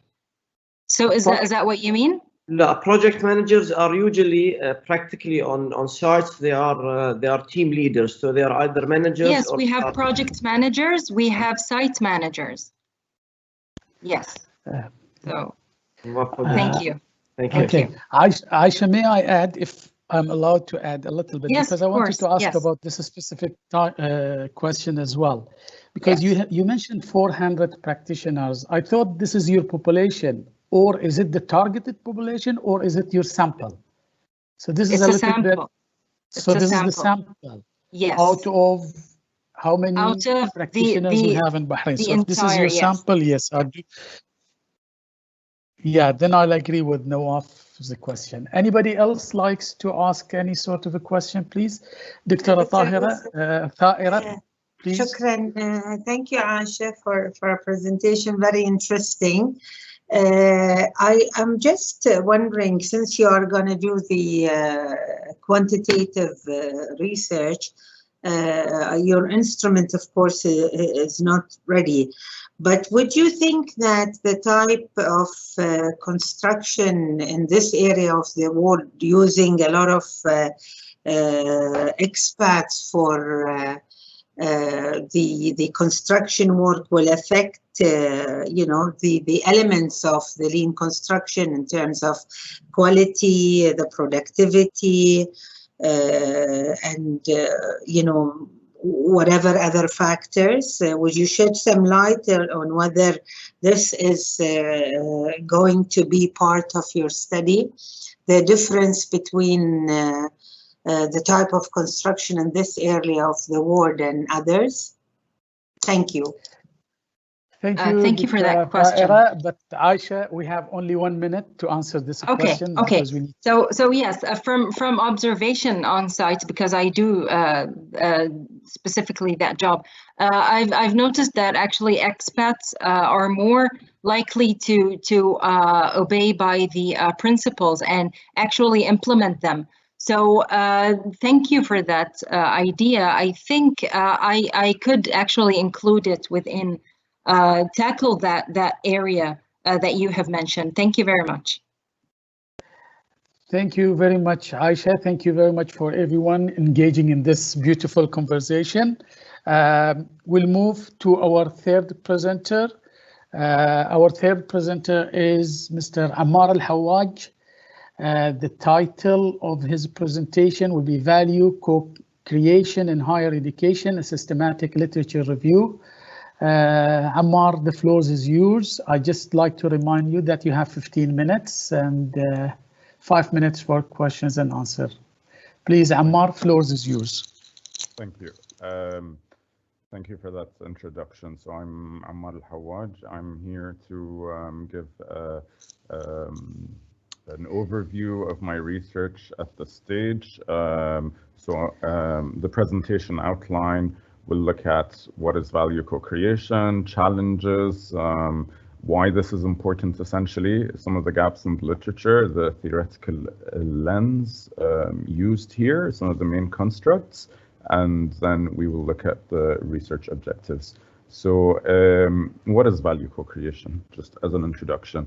Value co-creation is a concept that originated with Prahald and Ramaswamy. It was originally introduced around the beginning of the millennium in the year 2000. It's essentially a process where both customers and the firm, including different stakeholders, work together jointly to create value.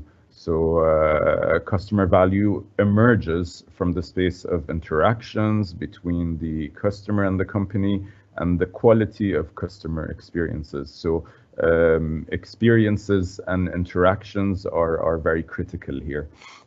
Some of the other definitions, it's a largely agreed upon concept in terms of definition, but then the deployment is somewhat challenging. So some of the other definitions include it's a co-creation based view where organizations create value together with individuals. Value co-creation is the most commonly known as a marketing and management strategy. So it very much originates in the marketing literature, and it's very much based on the marketing literature. So why is this important? Just looking at some of the facts on the ground. What is my context? I'm looking at value co-creation to be deployed in the higher education sector. Why the higher education sector? We heard earlier that the higher education sector is growing. This is in fact the case, but it's facing a great number of challenges, and these challenges are only exacerbated today with the present situation with the pandemic, with COVID-19. According to the ISEF Monitor, this is an organization that focuses on student recruitment.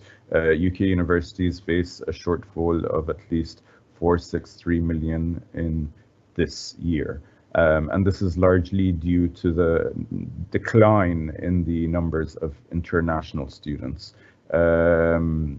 According to Inside Higher Ed, the Vice President of Higher Education Policy at the Education Trust, Recent research shows that some low-income students are increasingly deciding not to go to college, which he says is likely due to economic distress. Again, this is a trend these days, something that is happening as part of the fallout from the pandemic, with increased unemployment, with economic pressures that many individuals are facing. Finally, just as an overview of the challenge again, attendance during lockdowns, whether off or on campus. The idea here is that more and more students are questioning the value of higher education, and I think we're all familiar with that sentiment these days, whether in Bahrain, whether in the UK or elsewhere in the world. Students are really questioning what is the value of higher education, where higher education has gone online. This is particularly true for undergraduate students that want to have an experience. Again, we come back to the idea or the concept of experience. It's not just about knowledge dissemination and knowledge creation, it's an experience. And so students are really questioning the value, and some of them are putting off study and looking at perhaps pursuing a gap year or something else, which is the bottom line has a detrimental effect on universities worldwide. Many universities in the UK are facing deficits since a number of years, and so the idea of value, trying to identify value for students, trying to co-create value for students, helping this value emerge becomes more critical than ever. So in relation to those challenges, a kind of glimpse of the corresponding literature that indicates a gap. If we look in 2015, there is still a lack of clarity about which value dimensions are essential, how many of them could be identified, and how they should be named. So this goes to the idea that value is often looked at as a multi-dimensional construct. It has different dimensions. What kind of value are we considering? This is particularly of significance here in the higher education sector, because higher education is very much considered a credence good in the sense that the true value emerges after many, many years. It's not something that it's not a transactional service or product. It's not consumed at the point of purchase, and then that's the end of it. No, it stays. It's enduring, and then the value here becomes dynamic, essentially. If we look at Dolinger et al., the Journal of Marketing for Higher Education, 2018, they stated higher education is unique from other services, and that value is almost entirely unpredictable until one not only completes the experience, but years and even decades later, when one uses the experiences for knowledge application on career purposes. So this is why the case and the context of higher education is of particular interest in relation to co-creation and value, essentially. Dolinger and Lodge, 2018 as well, future research could now benefit from testing apart or tearing apart these programs, may amplify specific types of value. So they were looking at different ways of engaging consumers in higher education, and how the different approaches may amplify specific types of value. So this is generally an underexplored area. If we talk about value, again, are we talking about value for the firm or value for the consumer? My primary interest is value in terms of a consumer perspective, value from a firm perspective. Although it's an expansive field, but it has been tested in different ways. Finally, in a paper in 2019 by Bavel and Woolmer, further dialogue about curriculum in higher education is needed, as it would make explicit the scope of possibilities for students to participate in value co-creation. So again, this is an area that is being explored. The literature in the area is somewhat limited. Coming to the main theories that I'm looking at, the theoretical lens, essentially. When we talk about value co-creation, which again, as a concept originated in the year 2000, it was later deployed or embedded within a new logic that was introduced by Vargo and Lush and has been extensively covered. And a lot of development has taken place. It was introduced in 2004. It went through several iterations and evolutions up to our present day, where a number of foundational premises were introduced, and these have been refined. The main refinements happened here when we talk about the service dominant logic, is because this is essentially a new paradigm. It's a new logic. It's a departure from the traditional, long-standing goods dominant logic, which was inherited from the neoclassical economics and the origins of modern day marketing theories. Marketing theories did not they were born out of economic considerations, but this here is an attempt at building a new logic, a new theory that is born out of the marketing discipline, and that is an umbrella for the marketing discipline and may have some far-reaching implications into other disciplines as well. So the service dominant logic is a departure from the goods dominant logic in the way that it prefers that services and products are not a dichotomy.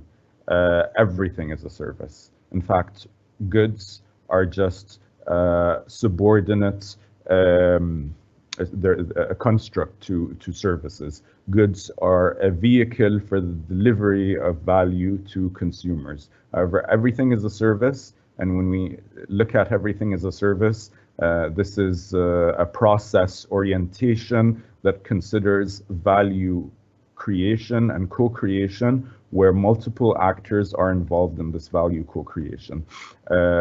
One of the main focal actors here, of course, is the customer, and the customer, not the consumer, because the customer takes a long-term orientation as opposed to just a consumer who consumes and destroys value. So here the customer co-creates value. The firm can only suggest value through value propositions. The different refinements came because the language, the lexicon, had to be refined to truly depict a new theory that is born out of the marketing literature as a marketing theory and not one with baggage from the goods dominant logic. So certain terms were abandoned in favor of other terms.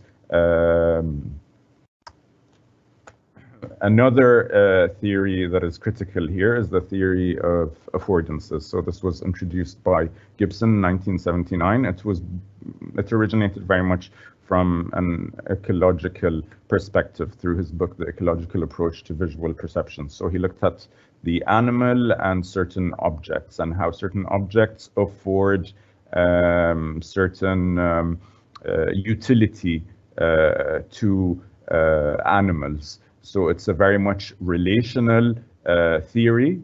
It's a relational construct. The problem with this construct is it's been adopted in different kinds of literature, most notably in the technology and learning literature.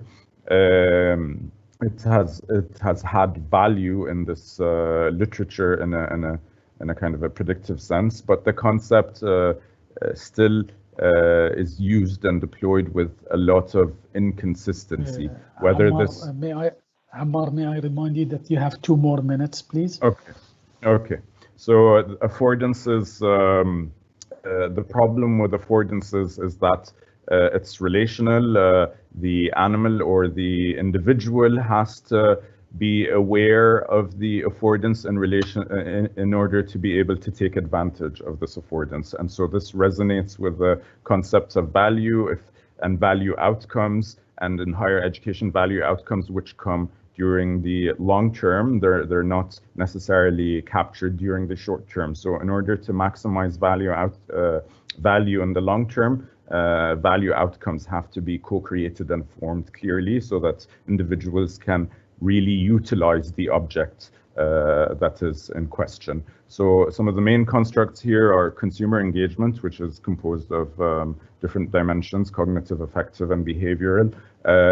Co-production being a critical component of value co-creation, where value co-creation breaks down into co-production of value and co-creation of value, and co-production is an optional element of co-creation, where the individual or the customer is involved in the designing essentially of the product, and this happens at the front end. So we're talking about the early stages when a student joins a university, if we're talking about the higher education context. And then value outcomes as a multi-dimensional construct.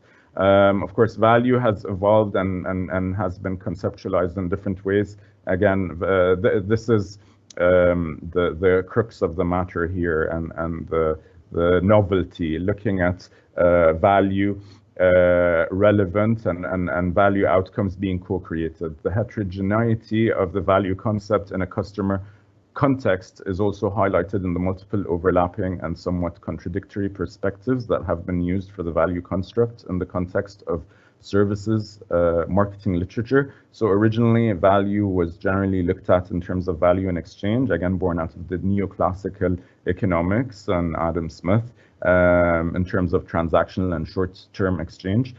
So this is of relevance, but it's not of very limited relevance in the higher education context and in the SD logic context. So what is more relevant here is value in use, defined in terms of utility of a product, adopting a more long-term view that encompasses consumption and the usage stage.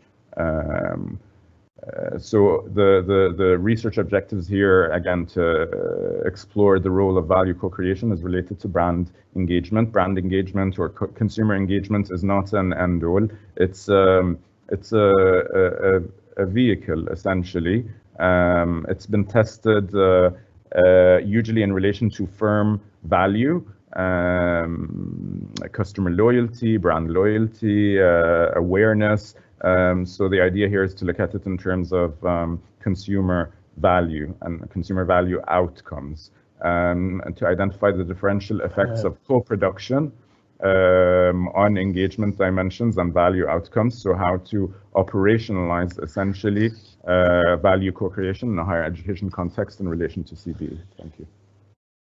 Thank you very much, Ammar. Thank you for this interesting topic. Actually, when we talk value co-creation and educational value, I'll leave the floor for the audience to start asking questions. May I remind you that we have only 5 minutes for the questions. Please, who would like to fire out these questions and start?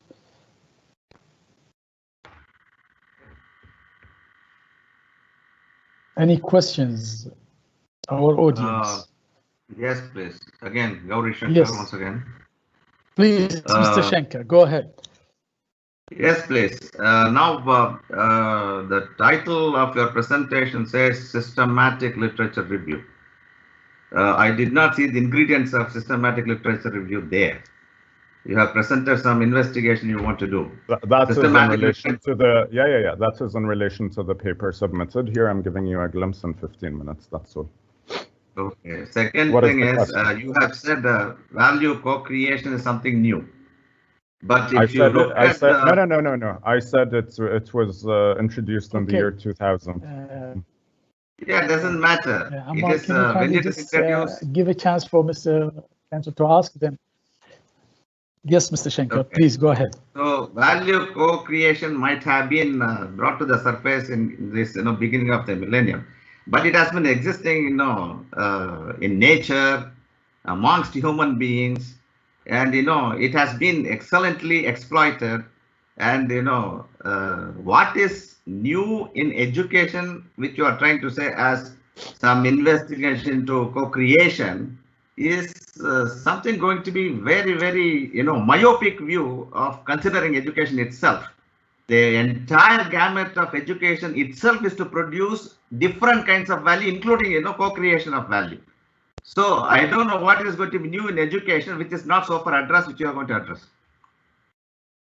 Sure. So value co-creation has been largely discussed in the literature and tackled from a conceptual perspective. The deployment of value co-creation is very limited, and then the deployment across different contexts, this is another question. So in terms of higher education, yeah, we know it's happening, but we need to identify some of the mechanisms. I'm looking at co-production as one of the mechanisms that are involved in value co-creation, and co-production is not always a must. It's essentially a voluntary activity. So there's a difference between some of the active co-creation activities and then some of the ones that happen passively, because co-creation also happens in my brain, in your brain. It's very individual and personal. So this is why this research is topical. Or thank you.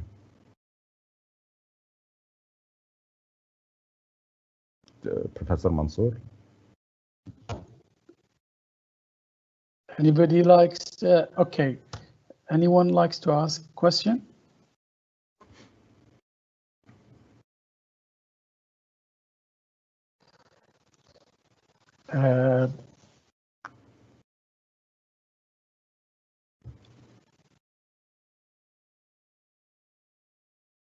Thank you very much, Ammar. Yes. I just wanted to know. Thank you, Ammar. If I may. Very interesting, and it's something that probably in the Middle East and with all the changes with COVID, you are right, the value and the international, there might be, really a shift in higher education. So it's, I think it's an important research. I just wanted to know where you will do your study and how are you going to conduct that? Thank you. Excellent question. So I'm currently working on the methodology. This is the stage that I'm at. I'm looking at, so in relation to value co-creation, the most indicated methodology is normally qualitative, but it can afford both qualitative and quantitative. And so I'm looking at the methodology in terms of an interpretivist approach. To look at the experiences basically and the process. It's a process that we cannot separate from the context and the interactions and experiences that occur between the customer and the firm. However, in terms of the actual physical context, I'm still considering this at this stage. Thank you. Thank you very much, Hawaj, for please, I need to interrupt you here because we need to catch up with the time. I'm really sorry about that. Yeah, thank you very much, Ammar. It was really interesting topic. I enjoyed it a lot. Thank you very much. Our last research student will be Buthaina Dlem. She'll be talking about influence of social media on performance of schools with learning disability students in Bahrain. Buthaina, may I remind you that we have only 15 minutes for your talk and 5 minutes for questions and discussions. Floor is yours. Please go ahead. Thank you, Dr. Yusuf. First, assalamu alaikum wa rahmatullah wa barakatuh, and good afternoon, everyone. First, this is my topic about learning disability and their school performance and how to improve their learning and school performance using social media. This is a challenging area. The story starts with these questions and next slide. Have you seen students with a learning disability? Anybody have any idea? And give me example. Anybody? Yes, Muthayna, we have. Okay, give me example, please, and tell me what is the learning disability. Disability, I mean, we are talking student has some disability issue, whether it is physically or mentally. And in education, we usually have some student they have problem with their vision. So we provide some IT tools just to keep them in touch with the delivering the knowledge to them, like examination and so on. Yeah. Can you give example? Because you tell me that disability, there's a difference from learning and other disability. Give me example to get the points. No, I'm talking about the physical disability. I mean, problem with sight. Yeah, okay. Problem with sight. So we provide some magnification. And learning disability mean they have. I believe you mean they have difficulty in understanding the topics, or they have difficulty to what you call it. To learn or to do practice even later on. That's what you mean. Thank you. I agree with you, and thank you, doctor. Okay, and next slide, I'd like to inform you about a learning disability. First, a learning disability student with a learning disability, they look normal student, but they have academic problem. And you should know, learning disability are not the result of a mental retardation or sensory deprivation or cultural or instructional factors. There is many types of learning disabilities. We will focus on some. Example, dyslexia.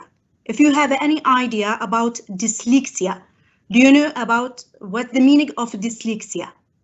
Before I start, do you know any idea about dyslexia? What the meaning of dyslexia? The persons who have difficulty in reading. Sure, I agree with you. Thank you. That's mean effective reading and related language-based processing skills. Dysgraphia means a problem in handwriting, poor spelling, and poor planning on paper. Dyscalculia, that means problem, understand numbers, and learn math facts. Last, weakness memory. They have a problem in working memory, but we have a short-term memory and long-term memory. Introduction. Okay. What should people or a teacher who deal with a student learning disability should do? Do you have any idea? What should they do? Nobody? Okay, I will answer. Maybe somebody would think teachers should take care of them. It's a major challenge. Teacher cannot take care of them because they have a difficult identification of a disability.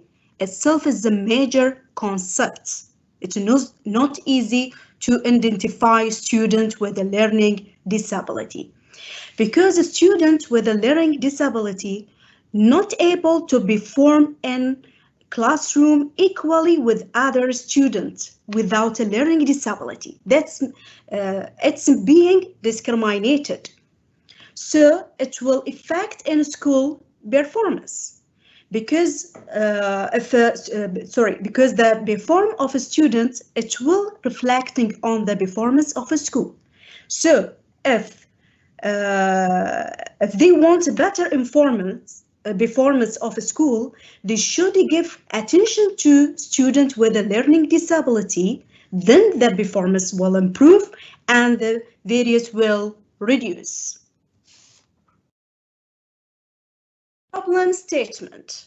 In a school, we have teachers teaching students, student with a disability, student without disability. So the problem is such a student not take care and early in their life, they will grow with the same disability, and later on the problem it will be even more. So we want to control discriminated and a lack of total support for the student and absence of focus on their needs. We should to solve it, because students don't do well, then because the teacher doesn't know the student, then it will be reflecting on school performance. Okay, what do you do? That means there is a problem. What I do,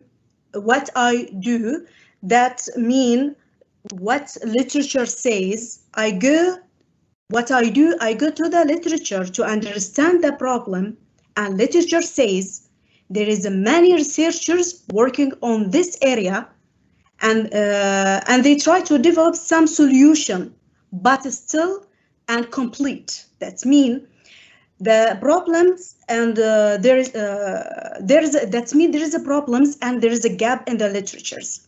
So this gap is not addressed. Okay, and what solution? And there is one solution suggested in literature is the social media. And the social media, the concept of social media is still new. We don't know much about it. Okay, how can social media support a student with a learning disability to improve the school performance? Okay, that's me. What do you do if we don't know about that? That's mean further investigation should be done. Okay, challenges identified in the body of knowledge. Current level of knowledge is low on how technology and social media can be effectively used to overcome such issues and to help students with a learning disability and enhance their learning experience to be better. Support teachers to ensure that students with a learning disability are enjoying the same status as normal students. Improve classroom management, improve performance of the school.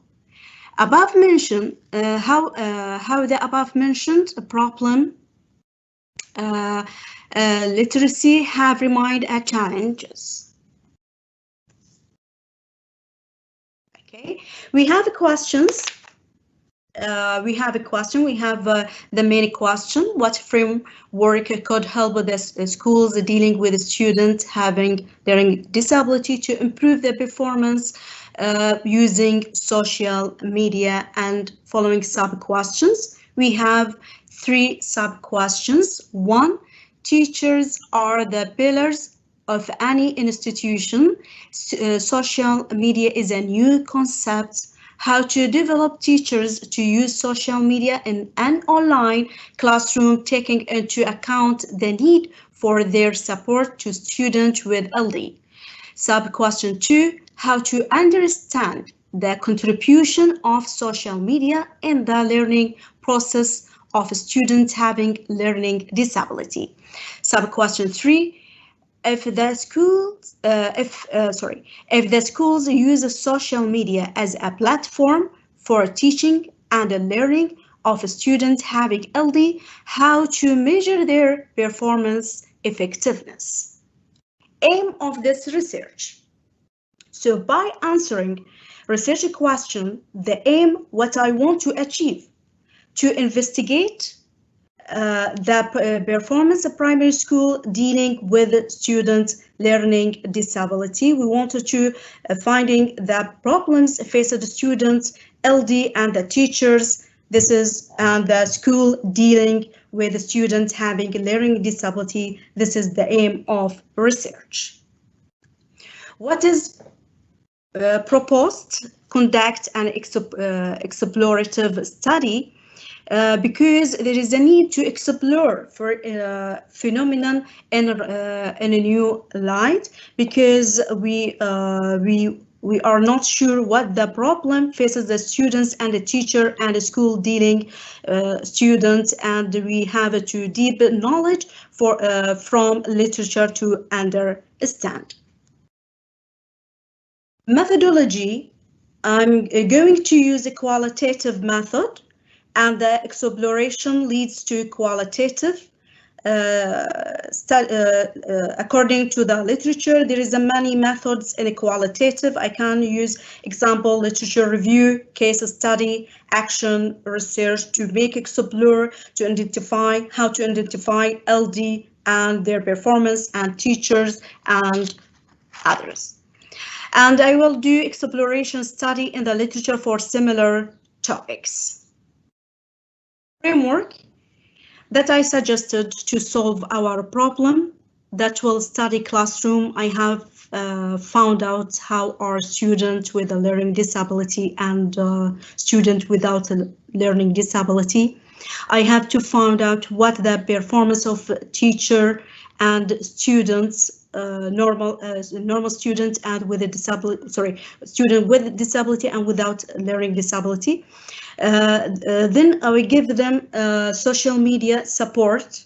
Then we'll evaluate again what the performance of teachers and students, and I will understand how to improve the performance of a school using social media. Strategy 1. The research will proceed to identify the research strategy and an appropriate method to collect the data. The strategy expected to be adapted for this research involves conducting an experiment which involve social media. And research strategy 2, the research will be conducted in the context of a primary schools having students in the age group of 7 to 12 years, as researchers argue that addressed learning disability of students from early school years could yield a better result in developing the students. The context of the research identified the Kingdom of Bahrain for this study. The semi-structured interviews are expected to be conducted to collect information and the data from identified stakeholders, example, parents, teachers, psychologists. Expected outcomes. Maybe this is my expected outcomes, maybe change, I don't know. Maybe it will be results, it could be result of my research. I'm not sure, I should find out to be sure. Okay, conclusion. We wanted to contribute the knowledge to the body of the performance of management of a school, dealing with a student LD using social media. And thank you. And if you have any questions. Thank you very much, Buthayna. Very interesting. I'll leave the floor for the audience to ask. I have a couple of questions myself, but I'll leave the floor for the audience to start. Who likes to start asking any question? Can I please ask Buthayna a question? Can you introduce yourself so I can know who's speaking? My name is Aisha Jodar. Please, Aisha. Yeah, please, Aisha, go ahead. Buthayna, may I ask why did you choose the explorative study? Okay, dear. Thank you for your questions. Usually found on the literatures of these problems are 3 types of study. Okay, One of them I choose it, but I will explain for you. I found explanatory and described it. Explain, if I want to explain, should be have based for some theory or models or framework, but I didn't find. And described means there is use some percentage of a student, like example, numbers of students for girls and boys that's study, it will not help me. Because I don't find models or theory according to the literature review, I choose conduct of explorative study. Thank you. Anybody else likes to ask any question? Yes, Allow me, Dr. Yusuf. Doctor, yes, who's that, please? Dr. Ahlam. Dr. Ahlam, please. Hello. Yes, Buthaina, thank you very much. It's really attracted my attention very much, your research. And really, it is good to have such paper tackling this point in this critical pandemic and COVID and online teaching. Yeah. However, I need to ask you first. I saw like a very good presentation. However, I was not able to see what you are trying to cover in the literature review. What was your gap? I was not able to go with you in line with what was your research gap, number one. Then why? And then one important thing, you mentioned that you want to involve social media. Correct me if I'm wrong, involving social media. Using the social media involves teacher development and support, and you were tackling this point as a research that need to be part of your framework. And do you agree with me that teachers can be developed without having a research? If you answer for me first question, then I can comment on the other part. Okay. What was your gap and why? Okay. Thank you, Dr. Ahlam. Literature shows that research regarding management of a school dealing with a learning disability has not addressed well the various aspects concerning management of those schools, especially at the primary level. There is a lack of a clear knowledge that it can enable such schools to deal with students in a way or ways that will enable the primary schools to enhance the level of performance of the LD students and their own performance. This is a gap in the literature. I found it recently. Okay. Yes, Dr. Ahlam. So you are saying, again, again, maybe you can elaborate, and using social media involves teacher development and support. Do you agree with me that we can develop the teachers without having such like a project, or without having such I didn't find the link between a research gap and involving the social media and the development of teachers and support. What was the link? You think about it. I wanted you to think about it. And my last comment for your research is I observed that we are, in which stage you are? I'm starting second year. Perfect, very good. I saw the sequence and the structure of your presentation is good. However, I advise you and all the students at this stage, don't mention your contribution. There is no contribution yet in your slides. So it's better not to put at the end like your contribution. You are yet to do the research, you are yet to do the hypothesis, you are yet to do the analysis. So don't talk about contribution at this stage. Thank you. All the best, inshallah. Thank you, Dr. Ahlam. Thank you. Dr. Yusuf, إذا سمحت لي. Yes. Who's Dr. طائرة? طائرة نعم. Please. أول شيء في سؤال هني من سارة بورشيد. Are you focusing on specific social media platform? And then I'll ask my question. No, still. Okay, so then Buthaina, if you allow me, you mentioned experimental research. Experimental research requires really a specific design. And the values of these experiments can change على أساس you can measure them, calculate to compare. And it has to be a controlled environment. So are you doing, you said exploratory, but then in your presentation you said experimental research. Can you just, in your methodology, if you have decided, and there's a number of issues and research ethics approval, I'm sure you are aware of it in this design. So why did you choose performance rather than engagement?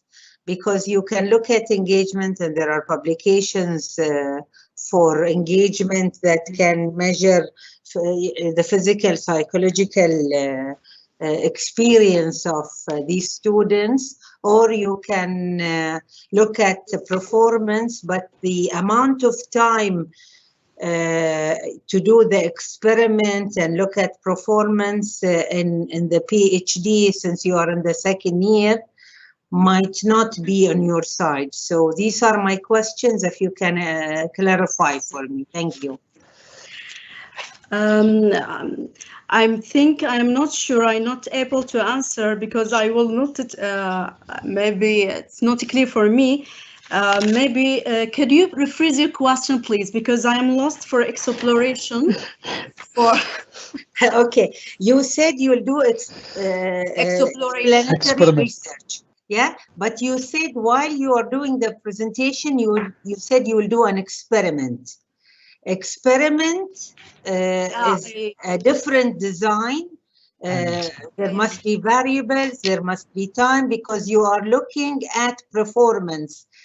Looking at performance, that will take time, and it might be more of a sort of longitudinal, especially that you are doing special needs or learning difficulties. So how are you designing your research in terms of your methodology? Because I want to first identify the student with a learning disability in a classroom and other student without the learning disability. And also we developed training teachers, teachers dealing with students with the LD in a common classroom. And I will provide them the experiment with the social media, because the new solution given by literatures. I showed further investigation to do. I am not sure what the results it will be. It will be useful or not useful. That's all. Yeah, but it will take you time.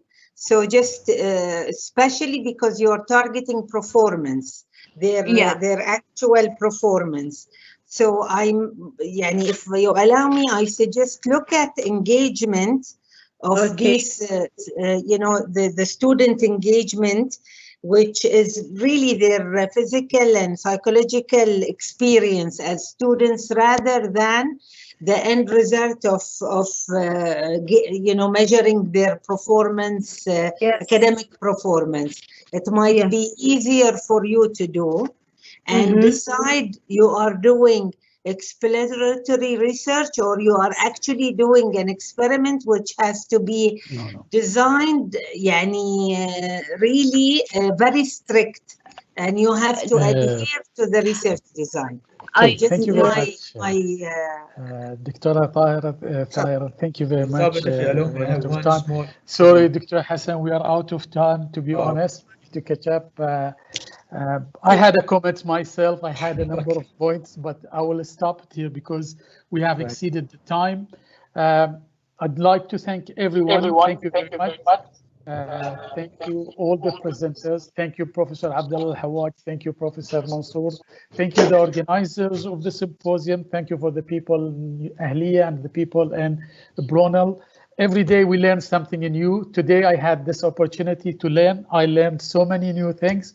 Thank you very much, everyone. I wish all our presenters the best and successful PhD. Thank you very much, and we'll see you soon in tomorrow's session. Thank you very much. Thank you very much. Thank Thank you. you, Dr. Yusuf. Thank you very much for the presenter. Very well chaired. Very much appreciated. I know we are over time, but we might break. I mean, the discussion could continue offline if some of you, yes, could ask the speaker. It is interesting, a really variety of topic, very interesting topic altogether. I think I suggest it is now in London 5 to 12. So we'll have 10 minutes of break, comfort break, and we'll continue 5 past 12, which is in Bahrain is going to be 5 past 2, I believe. بروفيسور وافي. نعم بروفيسور عبد الله تفضل. واحد من الكانديديت سعد الفوزان يقول لي الحين ما طرشتوا له، يقول اذا تشوف بروفيسور اشلي مال الدكتور اشلي وياه. شو ما طرشوا له يعني واحد من الكانديديت النيو has been accepted I think by Ashley وكذا but still waiting for final confirmation. Okay, I think Professor Ashley is with us there. Maybe they will. ودش على السايت كذي فعد تليفون قلت انا بعد فرصه يعني. لا جزاك الله خير. It's good idea. We'll follow it up, Professor Abdullah. No problem. No problem. Thank you very much. We'll see you in about 10 minutes. Sure. Yes, thank you. Thank you all. Have a break. Thank you.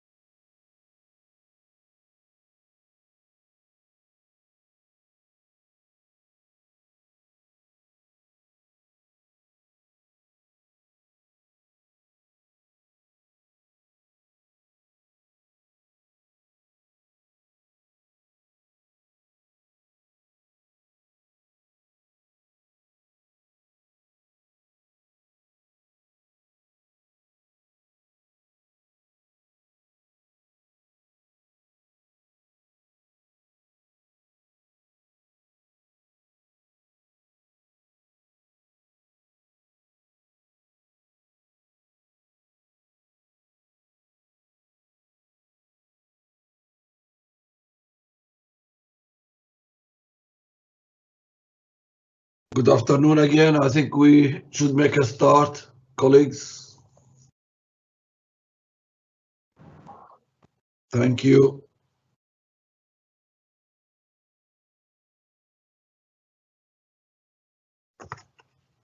Thank you very much.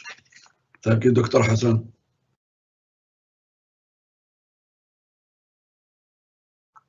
Have we got everyone here?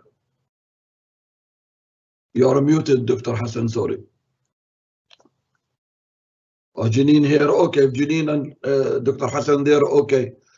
Dr. Hassan, thank you very much for accepting to chair this going to be interesting and hot topic, artificial intelligence. I think all of us, we look forward to hear about AI, and the floor is yours. Thank you. You are muted, Dr. Hassan. You are muted. Thank you, Zokino. Thank you very much, Dr. Wafi. Afwan, shukran. Good evening, everyone, and welcome back to the second session of the 12th Annual PhD Without Residence Doctoral Symposium. And my name is Hassan Razagi. I'll be chairing this session. And then the session title is Artificial Intelligence Research. As Dr. Wafi said, is a very hot topic. I would like to give some few words about the artificial intelligence before I leave the floor to the PhD representatives. So artificial intelligence is a wide-ranging branch of computer science concerned with building a smart machine capable of performing tasks that typically require human intelligence. This is artificial intelligence. Example of this is, for example, is to deposit check from the comfort of your home. And also an example of AI is proficient in the deciphering handwriting, as well as another example is making online check processing practicable. There are hundreds of examples. So these examples are related to some AI. And last but not least, for example, fraud can be detected by observing user credit card spending pattern is also an example. Okay, now before I leave the floor to the presenters, I just would like to remind our beloved audience to mute their mic.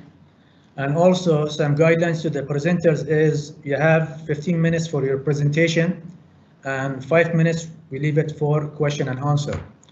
So our first presenter is Ms. Jinan with her research title Intelligent COVID-19 Community Detection is a comparative study. Ms. Jinan, if you are ready, you can take the floor. Thank you, Dr. Hassan. Good afternoon, everyone. My name is Jinan. I'm going to present to you my research paper this year, which is Intelligent Community Detection. It's a comparative study with COVID-19 dataset as an application. So first, we will start with explaining the very important concept in my research, which is community detection. As the name states, community detection means detecting the strongly connected members in a given network that form a group or a community. These connected members usually share the same interests, preferences, or features. Now, the community detection is an important tool in network analysis. It helps us understand the network. It can be applied on biological networks, social networks. It's used in e-commerce, criminology, and all these sectors. Literature review, I have categorized the research papers into a different point of views in terms of what each research paper was interested in. For example, in terms of a network, whether the network is directed, undirected, weighted, unweighted, dynamic or static, and so on. And also regarding the detected communities, if they're dynamic, overlapped, and etc.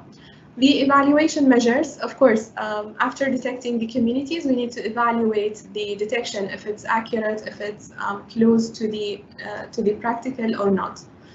Also, the different algorithms were used, varying from optimization, multi-objective, genetics, partitioning, and approaches and approach properties were also different in each research paper.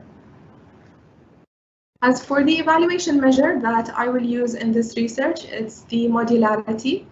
It's the most common used measure in most research papers. It is basically the measure of the quality of a particular division in a network. The value of evaluation measure, the value of modularity is usually from 0 to 1. It can't be less than 0 or more than 1.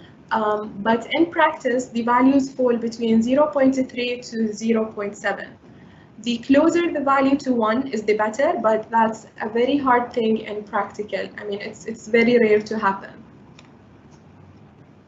As for the datasets used, the research papers were using real-world or synthetic datasets. Of course, here I focused on the social networks. So we had the karate club, the college football team, and the political box group, and of course the synthetic datasets, which are LFR and the Gerben-Newman. Now, for my proposed dataset, I was thinking to study the community detection from a different perspective. So I wanted to study the spread of COVID-19 around the world, because it will help us understand how the virus was spreading, how it was moving from one country to another. It will also give us a clear idea where each country states, or to which community each country belongs. And most importantly, it might also help us in predicting where the virus might strike next. Or for example, in our case now, having the mutated virus, how will it behave? So how the virus will be spreading, and of course that will help us to take all the precautions needed. So as we all know, the virus started in China and it spread to all over the world, and all it takes was only one infected person in each country in order to have this virus spreading in this country. So what we did is I gathered all the contact tracing from January to March 2020. I traced the spread of virus from one country to another. So for example, there was a group of Chinese tourists in Italy and they had the virus. So now we have a relationship between Italy and China. Okay, another Egyptian tourist was in Italy and he also got infected. So now Italy and Egypt are connected. So by that, I formed the network, which consists of 36 nodes, which are basically represented by the countries, and 75 edges, which are the relationships from one country to another. So this is the final data set that I'm going to use in this paper. I have chosen 7 different algorithms to test on the data sets, which are Lobain, greedy algorithm, the Gerben-Newman, Newman 2008, clustering, Kernighan-Lin, and the label propagation. The methodology of this research paper was to review the related work. We created the new data set. We implement these 7 different algorithms on the data sets, and of course, review and analyze the results. So the first experiment was to apply the algorithms, these 7 algorithms, on the most common used data set, which is the Karate Club. And we can see that the green highlighted algorithm, Lobain, gave the best result in terms of modularity. Number of communities was 4, and the least value was in Kernighan-Lin, which is 0.3, and it only detected 2 communities. All other values are pretty similar. As for the proposed dataset, or the COVID-19 dataset, also the best result was achieved by Lobain, which is 0.344, and we also have pretty similar results in other algorithms, except for Kernighan-Lin, which gave 0.25 only, and it also detected 2 communities only. As for the clustering algorithm, the number of communities should be predefined. So we tried 3, 4, and 5, and the when the number of communities was set to 3, it gave the best result, which is 0.33, which is pretty similar to the first one. Now I'm going to show you the visualization of the detected community in each network. And a very interesting outcome is that the detected communities are basically geographically divided. So for example, Bahrain belongs to a community with Kuwait, Iran, Lebanon, and Afghanistan. And the East Asian countries belong to one community. As for European countries belong to a community, and Canada, USA, Mexico are in one community. Of course, we have 4 communities in this algorithm. Same thing for Louvain. Here in Greedy, we had only 3 communities. So if you can see, it's the same communities, but for example, here in Bahrain, we just added UAE and Canada, and same thing for European and the Asian countries. The result for the clustering, when the number of communities was set to 3, is pretty similar to Greedy. When the number of communities is set to 4, it was pretty similar to German-Newman. And when it's 5, we don't have any other algorithms with 5 detected communities. So this has pretty different communities. In Groningen, we had only 2 communities, and as you can see, it's pretty hard to divide the word countries into 2 data sets, or 2 communities only. So this result, I would say, is not very accurate, and even as we saw in the modularity measure, was not also a good one. As for the label propagation, the number of detected communities was 6, which is pretty more than it should, because we have very small communities. Like for example, here it's only Vietnam and Hong Kong, which do not really form, let's say, a decent result. So in conclusion, I have created the dataset for COVID-19, and hopefully I hope to create more datasets and apply more algorithms and check how the virus is spreading from one country or one person to another. Thank you. Thank you very much, Ms. Jinan.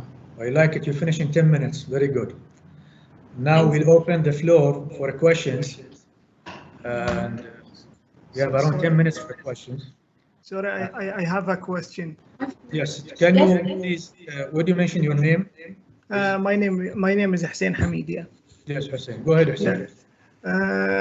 Thank you, Jinan, for the presentation. Just if you can go back to slide where you had experiment A. I need to share my screen. Yeah. Yeah, and that one you highlighted the first one, the first algorithm, which I cannot pronounce, in green. However, I can see, for example, Jivan is giving a better result than Yuvan. So. Yes, thank you, Hussein. It was supposed to be this one. Yeah, thanks. Yeah. So what is the error here? Yeah. Okay. Yeah. Okay. Yeah. I was just the color was I highlighted the wrong. Yeah. The wrong algorithm by mistake. Yes. Thank you. Welcome. So that means you got the results of experiment A and B, and then you decided which one is the best, yeah? Or you are deciding based on the experiment here? Regarding the algorithms, you mean? Yeah, I mean, how are you deciding which is the best algorithm, based on the result of both experiments, or only, like, for example, that algorithm is good for that experiment and that algorithm is good for that experiment? So you are deciding the best algorithm per experiment, or based on both of the results of both of the experiments? No, it's per experiment. I'm sharing this screen with you because we noticed that in the literature, it was very important to define the purpose of your study first before applying the algorithm. And what are you really concerned with? I mean, do you concern with the detected communities, the nature of the detected communities, the number of communities, or what exactly are your outcomes or are your expectations out of this? So maybe one algorithm will be perfect for one data set, okay, and it might give very promising results, while for other data sets it might not give as. So that means it's like experiment based. So each algorithm is good for to serve a purpose task or purpose experiment or purpose like a specific community. You mean? Exactly. Thank you, Gina. Thank you. Thank you. Thank you, Mr. Hussein. Any other questions? No. Can I ask Gauri Shankar here? Yeah, yes, Gauri Shankar, go ahead. Sure. Jinan, my questions are not aimed at finding fault or anything. It's supposed to help you or assist you. This is number one. Any of these experiments, what you have suggested, can be done by many companies outside, and they'll give you the result in no time. And second thing is, I did not find what is the research component in this. There is, this is simple, an experiment. You feed the data, apply some algorithms, and you get the result and give the comparison. Is there any real thing which we are trying to find out which we don't know, please? Thank you. Okay, regarding the first question, actually, this data set I created myself because we did not, I mean, when I was searching for a similar data set, there was no such data set online. I managed to gather over 4,000 records, okay? That was detecting each person going from one country to another. And I analyzed those 4,000 records and created this data set. So it's not like based on something that we hear or based on something that you might think of. It's based on existing records. Okay, this is number one. The second thing, can you please repeat the second question? I was asking, what is the research component in this? You are only showing some analysis of some data using some algorithm. What is the research? What is that we don't know about it? Yes, actually, this is a part of the research that I'm doing. This is just a research paper I proposed for this symposium. The research is actually designing an algorithm. So in order to design an algorithm and achieve better results, you have to first compare all the algorithms and analyze in order to enhance the performance of other algorithms or in order to design a new algorithm. So this is just a comparative study for existing algorithms on created data set the new created data set. So it's a part of the research, it's not the whole research. Okay, any other questions, please? And if you cannot speak, just you have there's a chart. You can ask the question through the chart. Can I have a follow-up question, if you permit? Yeah, one more question we take that, so then we'll move to the next. Sure. Yeah, my follow-up question is, there are so many algorithms, and changing an algorithm is not one researcher's effort. An algorithm is something which is developed by hundreds of researchers, not one researcher. Altering an algorithm is not a simple job. And there has to be, a purpose for altering an algorithm also. So if you are treading into this area of checking so many algorithms and you are modifying, it's open to question. Please be aware of that. Thank you. Thank you. Thank you, Mr. Gauri. Thank you very much. So thank you, Ms. Jinan, for your interesting presentation and topic as well. At the last we hear COVID-19. I hope you are all safe. Now we'll move to the next presenter. Mr. Hussein, our PhD researcher, Mr. Hussein Abdullah, with his research paper titled DOS Detection for IoT Networks Using Machine Learning. Mr. Hussein, if you are ready, you can take the floor. Yeah, go ahead. Thank you. Yes, can you see the presentation? Yes, it's clear. Hello. Yes, it's clear. Yeah, it's clear. Yeah. Okay, yeah, thank you everybody for joining that session. My name is Hussein Hamid, and today I'm going to present a part of my PhD research, and I titled that part with the DOS, Denial of Service Detection for IoT Networks, Internet of Things Networks, using machine learning. I would like also to take this opportunity to thank my supervisors who are supporting me throughout the PhD journey, Professor Hamid Raweshdi and Dr. Rosan Awad, and you can see them here as well, turning on the camera. So thank you for thinking me.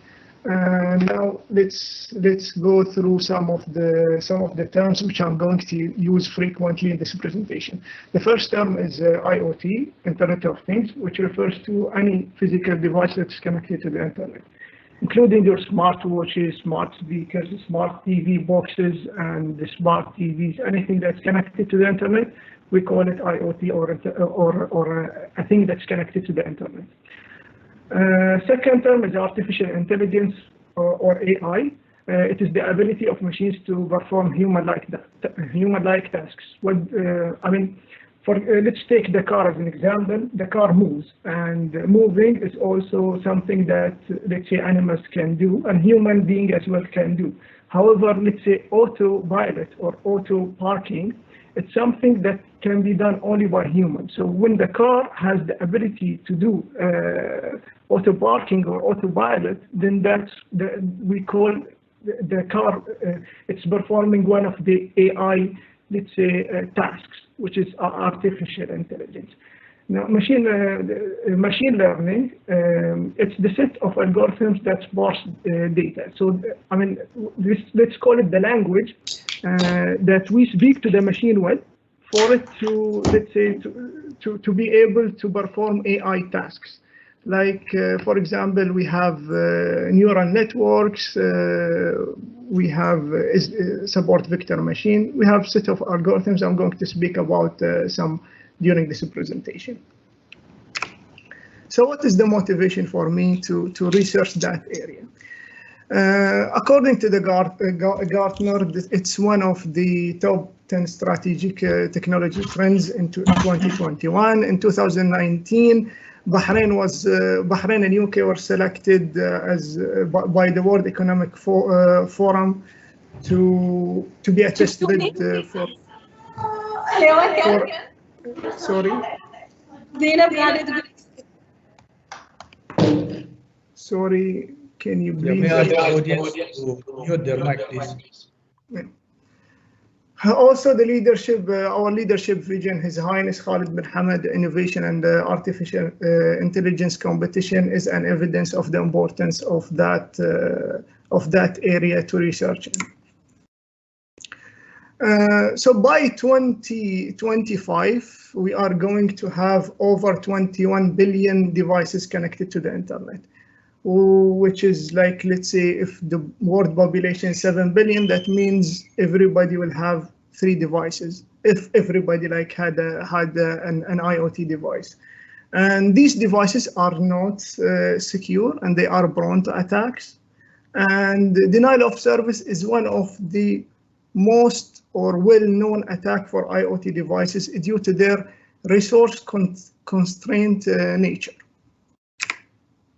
So what is the objective of that study? The objective of that study is to compare the performance of these machine learning algorithms to detect IoT attacks in specific or regular time intervals, which is 1 minute. The time interval which I chose is 1 minute.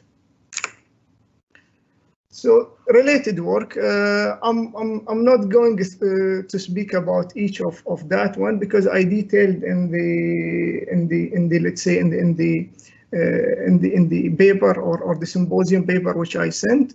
And anybody later, I can share it with him, but I just wanted to highlight here that I started the PhD in 2019, or I started to research that topic in 2019, and you see like still a lot of studies are being published on the same topic with a similar title, with the peer-reviewed journals, and that includes the IEEE Access, IEEE Internet of Things Journal. And also there are several conference papers which I just wanted to highlight. One of them just was done December last year, so 3 months back. So it's a very recent topic of research, and it's a very hot topic of research.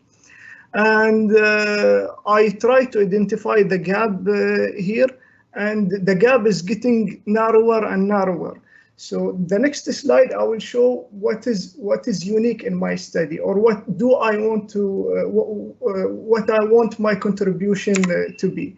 So I want to combine these things, which I found, like, I did not find a study that is combining these elements. Like, they use IoT data sample, because most of the research papers I reviewed, they were using KDD Cub 99, and that data set was developed actually in 1999. So, and we are in 2021, that is around the 22 years, and they are still using that data set. And a lot of actually, let's say, literature review papers, they were highlighting that this is an old data set and we need to use a new data set.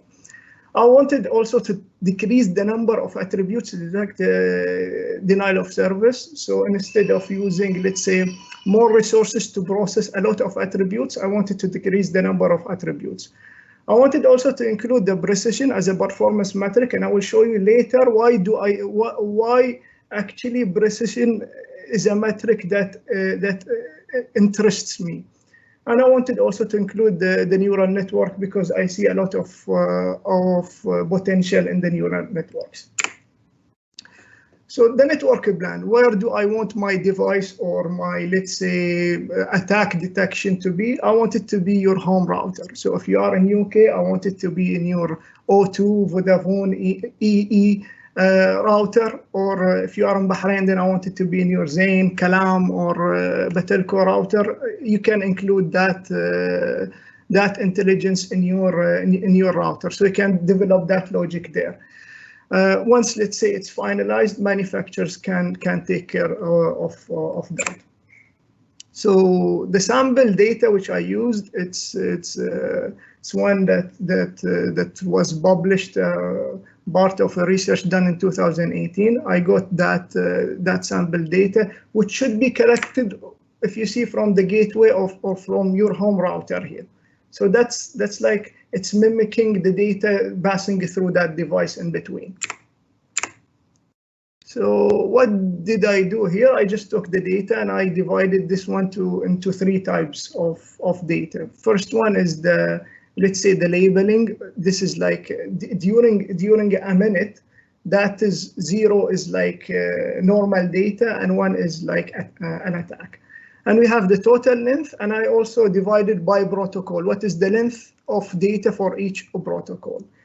And I have put this one into the machine learning algorithm. So I used supervised learning to feed in the algorithms, and I generated the results. So you see these results. I have accuracy and precision. If you remember at the beginning, I said I wanted to include the precision, and I want to explain now why I wanted to include the precision. If you see here, 3 algorithms achieved, let's say, relatively high accuracy, above 80%, which is KNN, SVM, and ANN. However, if you look at SVM, precision is 0. What do I mean by precision here? Let's give you a small example. If I give you like a bag of 100 balls, and I say, okay, 99 of that ball, 99 balls are, let's say, red, and 1 ball is in blue color. So if any smart human being choosing a ball will predict that the color is blue, because 99 balls are, let's say, blue. So if you chose all of them, your accuracy will be very high, because every time you are predicting blue and it's blue. So that's increasing your accuracy. However, your precision is very low, because once you choose the red color ball and you say this is blue, then your precision will be 0. And that can happen only, let's say, one time in 100 times, by like saying, or in that example. So if you see, like, if you see in normal situation, in the normal traffic, you are not facing an attack all the time. So of course the data set will not be balanced data set. So you will have more normal than attack data. And that's why I wanted to focus on a precision here. So the precision is your ability to detect the attack. So how accurate you are in detecting the attack, not accurate in the whole, in detecting attack and normal. So if you see here, I will go through the results for each algorithm. So you see, like, for example, the naive bias, the main reason for the low accuracy result is the model nature, which assumes that attributes are independent. However, in security, these attributes are related to each other. For example, ping of death will result in both high ICMP send packet and high ICMP response packets. However, this model cannot relate send and response packets to each other. Where in KNN, low precision result is due to KNN sensitivity for irrelevant attributes and noisy data. For example, you have other protocols which are not related to the attack, so we call it noise data. KNN does not perform well on imbalanced imbalanced data. And our data sample, of course, contains more normal than attack data. For SVM, it's very difficult to detect attacks because detecting an attack is non-linear process. So you cannot just by looking at the data, you say like this is an attack, this is non-attack. So it requires some intelligence which SVM cannot detect. For ANN, I see here it's doing very good and it's achieving the best result. And that's because of the nature for neural networks to detect the hidden relationship between the different protocols. Mr. Hussein, you have 3 minutes left. Yeah?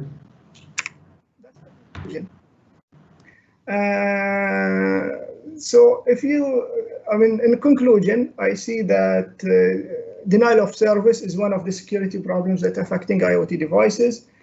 Limited research were done or was done on this area, and most of the reviewed studies were missing, let's say, some of the metrics like precision, and they were not using sample of IoT networks. I tried to use different machine learning algorithms, including naive bias, neural networks, SVM, and KNN. I see that neural networks are achieving the best with 96 accuracy and 86 precision in detecting attacks. And I see this result promising for further research, which I'm going to do in this, in hopefully my final year. So thank you. So thank you for listening. And if you have any questions, please do ask. Thank you. Thank you very much, Mr. Hussein, for your valuable presentation. Now we'll open the floor for questions. Please mention your name. Any questions? I have a question, please. Yes, Dr. Ammar. Go ahead. Oh, okay.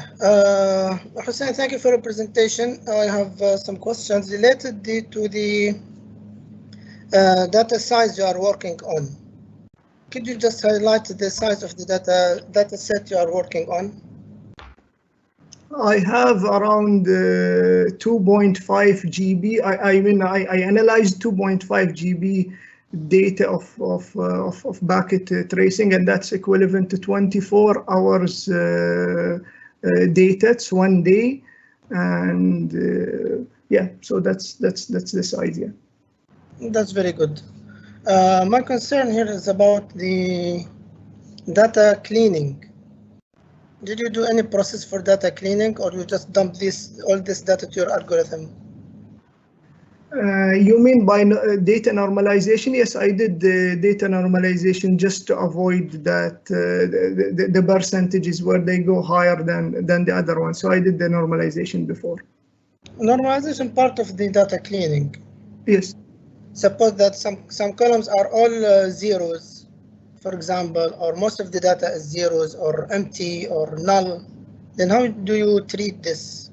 So the null, I treat it as 0. Okay. Okay, thank you, Dr. Ammar. No, any other questions?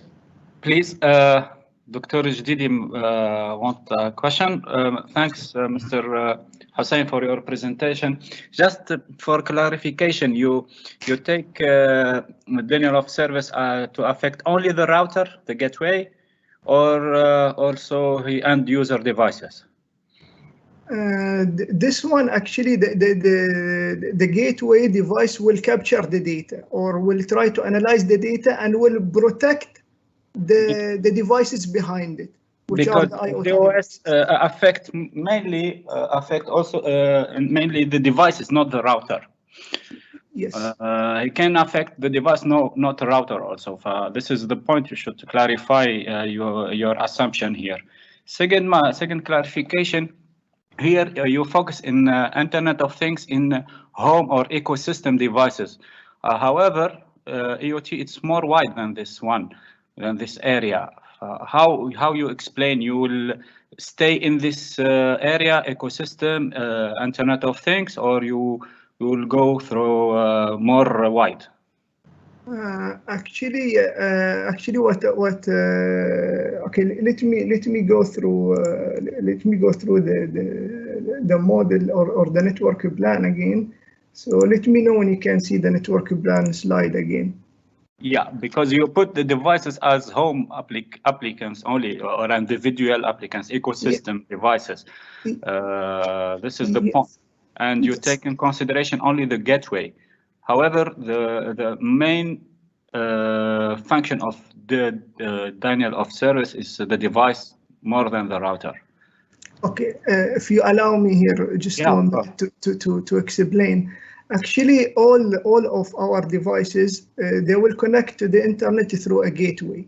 Either that gateway could be your internet service provider or could be your router at home.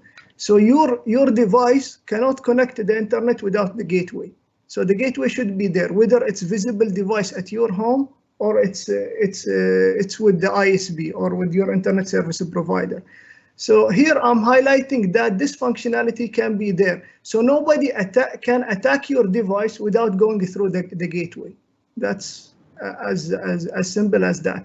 The only thing that they can attack you only if they can attack you within your own network. Like for example, let's say your brother at home tries to use his laptop to attack your device while you are on the same network. However, if somebody is coming from outside, then and of course, I mean, I agree with your point. I need to highlight this that I'm protecting from outside attacks and internal attacks within the same network. It will not protect you because they will not go through the gateway. I will ask just to clarify. The OS can affect device without affect your router. This is the point. Technically, this is the point. You should, for my question to clarification to highlight, you should make assumption to make your study more solid. This is the point. We have only 1 minute to answer, Mr. Hussein. Sorry, guys. Okay. Yeah. So for sake of time, I'll be stopping here. Now, I just want to remind you that you can reach the PhD researcher after the session. You can send them email to search for any clarification. So I don't know if Dr. Mansour, you have any comments, or shall I go to the next presenter? So, okay. Yes, doctor. So I'll be moving to the next presenter. First of all, thank you very much, Mr. Hussein. Thank you. Thank you very much for your presentation. So I'll be moving to the next presenter, Ms. Maha Saedoun, and her research title is Mobile Wireless Sensor Network Routing Protocol Overview. Now, Ms. Maha, if you are ready, you can take the floor. Mr. Hussein, can you stop sharing? Yeah, thank you. So don't you have Ms. Maha here? Ms. Maha, you can take the floor if you are ready. Okay. Just share presentation, please. Okay. 675.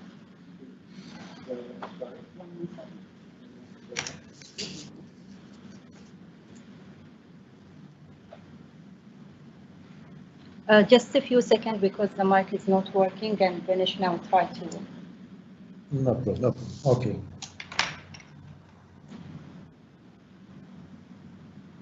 So I just want to remind for our respected audience, you can approach the PhD researcher if you have any questions after the sessions. So I'll be publishing their emails and then you can contact them directly. Thank you.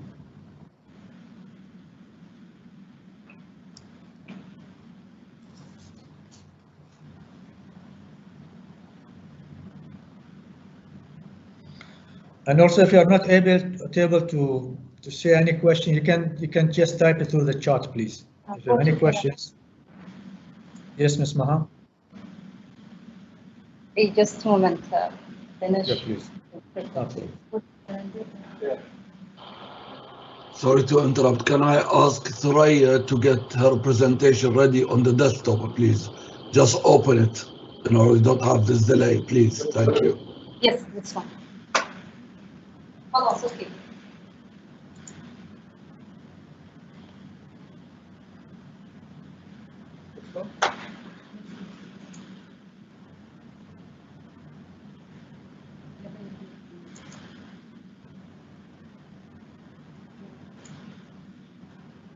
So Ms. Maya, 15 minutes for a presentation and 5 minutes will be for the question and answer.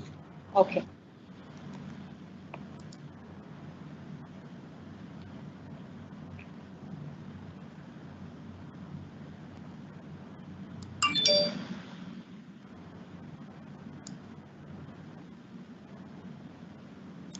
If you have difficulties, we can shift to Ms. Thuraya.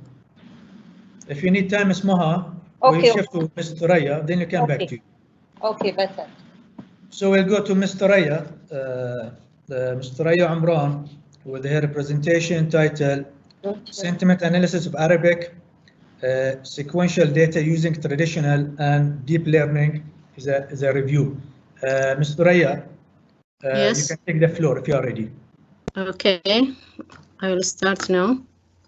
Just let me share the screen. Yeah, share the screen, please. I hope you see the screen. Yes, okay, go ahead. Okay.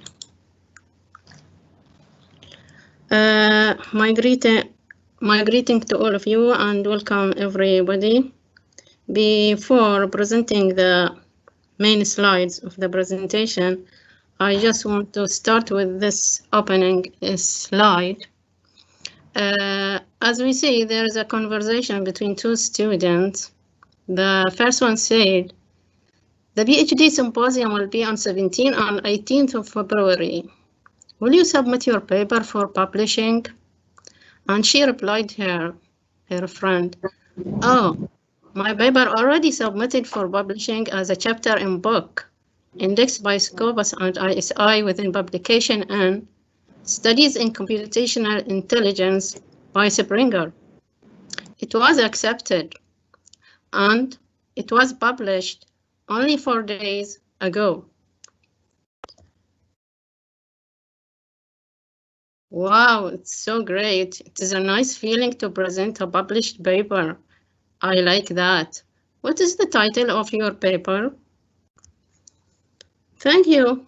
Its title is Sentiment Analysis of Arabic Sequential Data Using Traditional and Deep Learning, a review. It's by me, Thuraya Muhammad Makki Umran, Department of Computer Science. Length of study is 15 months and supervised by Dr. Karina Grosan and Dr. Bara Sharif. Okay. Here I have a screenshot for the submission of the review, mentioned review. And here is another screenshot for accepting the review paper. And here we can enlarge the acceptance statement. And sorry for the resolution. And here we have the QR code for the web link of the review paper. And here another QR code for the review title. Okay. The presentation outlined as introduction, problem statement, the review objective, what is sentiment analysis, main component of sentiment analysis system, comparison between traditional and deep learning algorithm, classification of sentiment analysis approach, Arabic language in sentiment analysis, challenges of Arabic sentiment analysis, Arabic sentiment analysis in the literature review, and finally the conclusion. Okay, the introduction. Previously, in order to make a decision regarding any product or service, it is done through groups of opinions or through questionnaires. But now, with the presence of this social media, everyone likes to express his opinions, okay? And this opinion represents a rich source for the stakeholder. These opinions are in a big, large size, not a few opinions. So there is a need for a system that detects and summarize the opinions in an intelligent way that can provide the polarity of textual data and can be done through sentiment analysis system. The problem statement. Although many studies conducted in sentiment analysis, unfortunately, majority of them focused in English, while the one that consider the sentiment analysis in Arabic contents are very limited. And this reason justified by the attributes of Arabic language. There are many challenges face the sentiment analysis in Arabic, like the morphological attributes, the lack of Arabic sources and corpora, despite the spread of Arabic language and its frequent use in social media. So, the objective of this review paper is to highlight different studies of Arabic sequential data that used machine learning, either traditional one or the deep one, through gathering published studies according to Arabic sentiment analysis challenges that they addressed. What is sentiment analysis? What do we mean by it? Sentiment analysis is a computational study of people's sentiment, opinions, emotion, their appraisal toward entities, such as individuals, topics, events, organization, whether these opinions are positive or negative, favorable or not. Here, we have the piece of text from previous conversation. Wow, so great. It is nice feeling to present a published paper. I like that. Okay. If I asked you, what is the polarity of this piece of text? Intuitively, you will say it is a positive. It is the nature of the human perception. But what about the machine? We want an automated system. So the component of the automated systems will be the data set, which is composed of the user opinions, and that can be obtained from the social media and the review sites and other sites like forums or conversation or discussion forums. And this opinions or data set should be processed, and the features that it contains should be rely or obey to the engineering, the special type of engineering, and machine learning algorithm in order to get the polarity of the input text as it is positive or negative. In details, what do we mean by text pre-processing? Text pre-processing means that the text should be tokenized. It should be cleaned by removing diacritics, digits, non-Arabic words, special characters like hashtag or @ symbol, okay? And after cleaning this text, it should be kept in a form that is understandable by the machine by using bag of words or anagrams or word embedding. Then the important features should be extracted. After this main process, the text should be fed to the machine learning algorithm. We have traditional or deep learning method.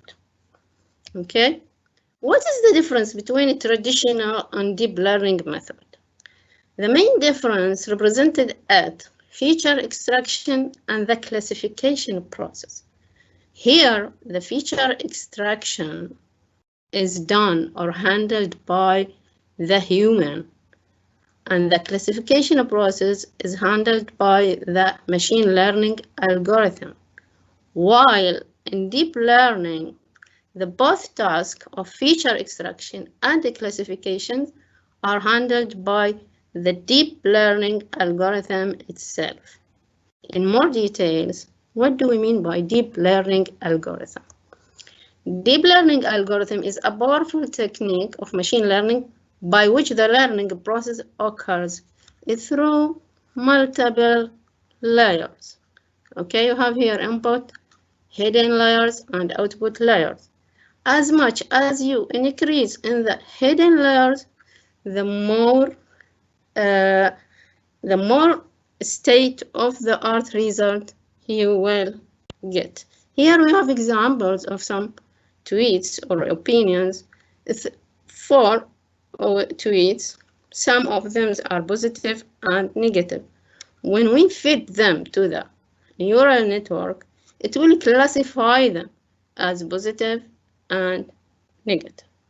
Okay, the sentiment analysis approaches are classified to machine learning approach, lexicon-based and hybrid. Machine learning interns are classified to supervised, unsupervised, and semi-supervised. Now that we take an idea about what sentiment analysis is, I want to talk about Arabic language and sentiment analysis. Arabic language is ranked as the 4th predominantly language in the web, and it is one of 6 official foremost languages in the United States. While it's one of the official languages of 27 countries. Arabic language has 3 forms: classical, modern standard, and dialectical. Classical is the written language of Quran. Modern standard is the most universal variety used in formal communication and writing. Dialect is a form used daily in communication between individuals.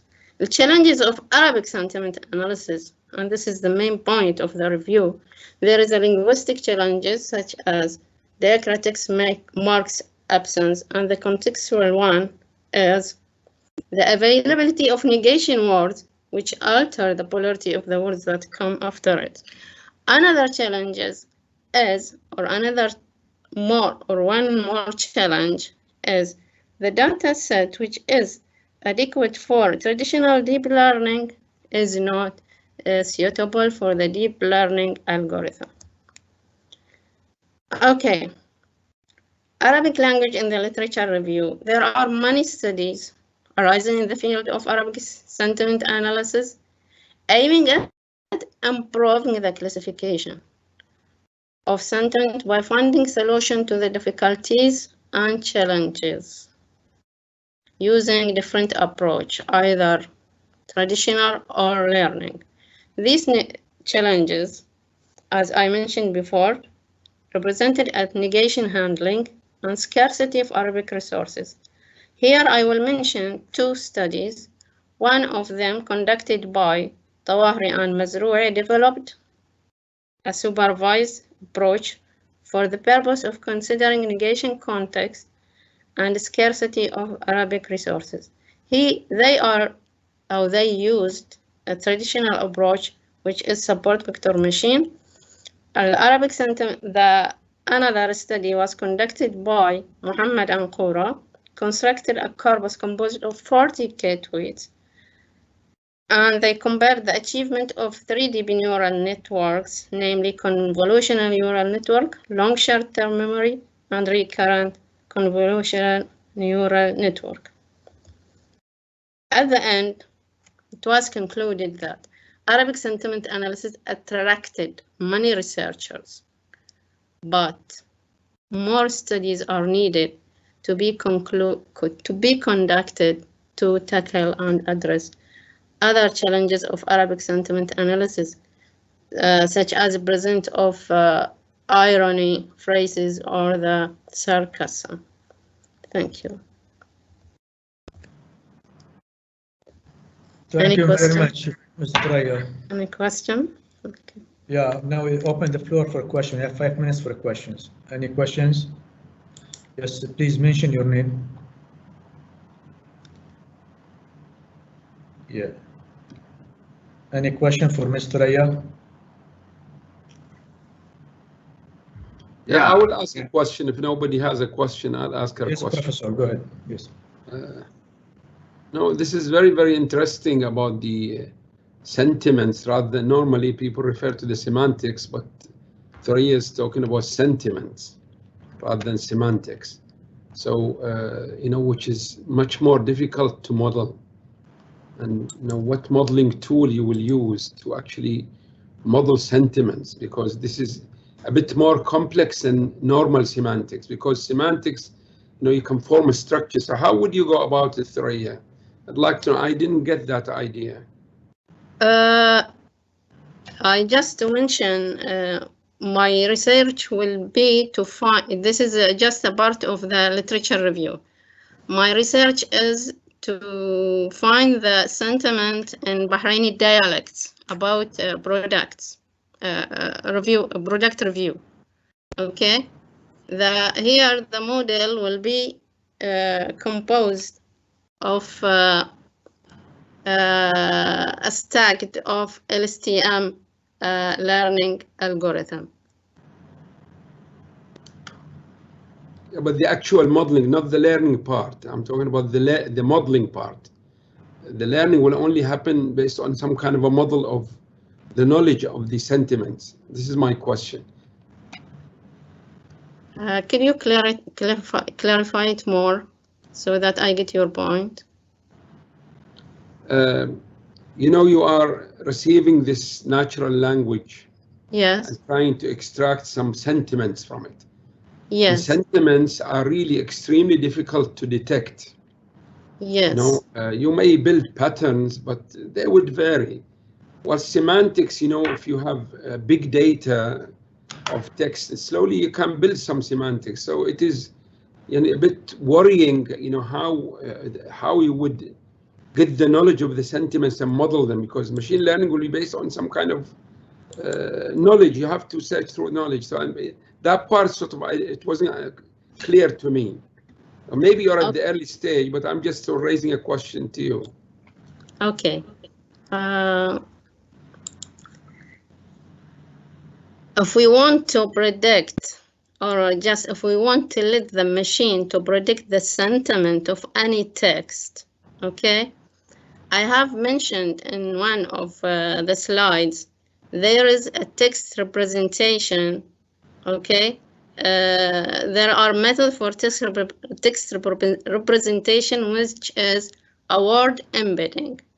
And the word embedding is to convert the text to vectors. Yeah, there are two architecture or two versions of word embedding, which is a continuous bag of words and skipagram.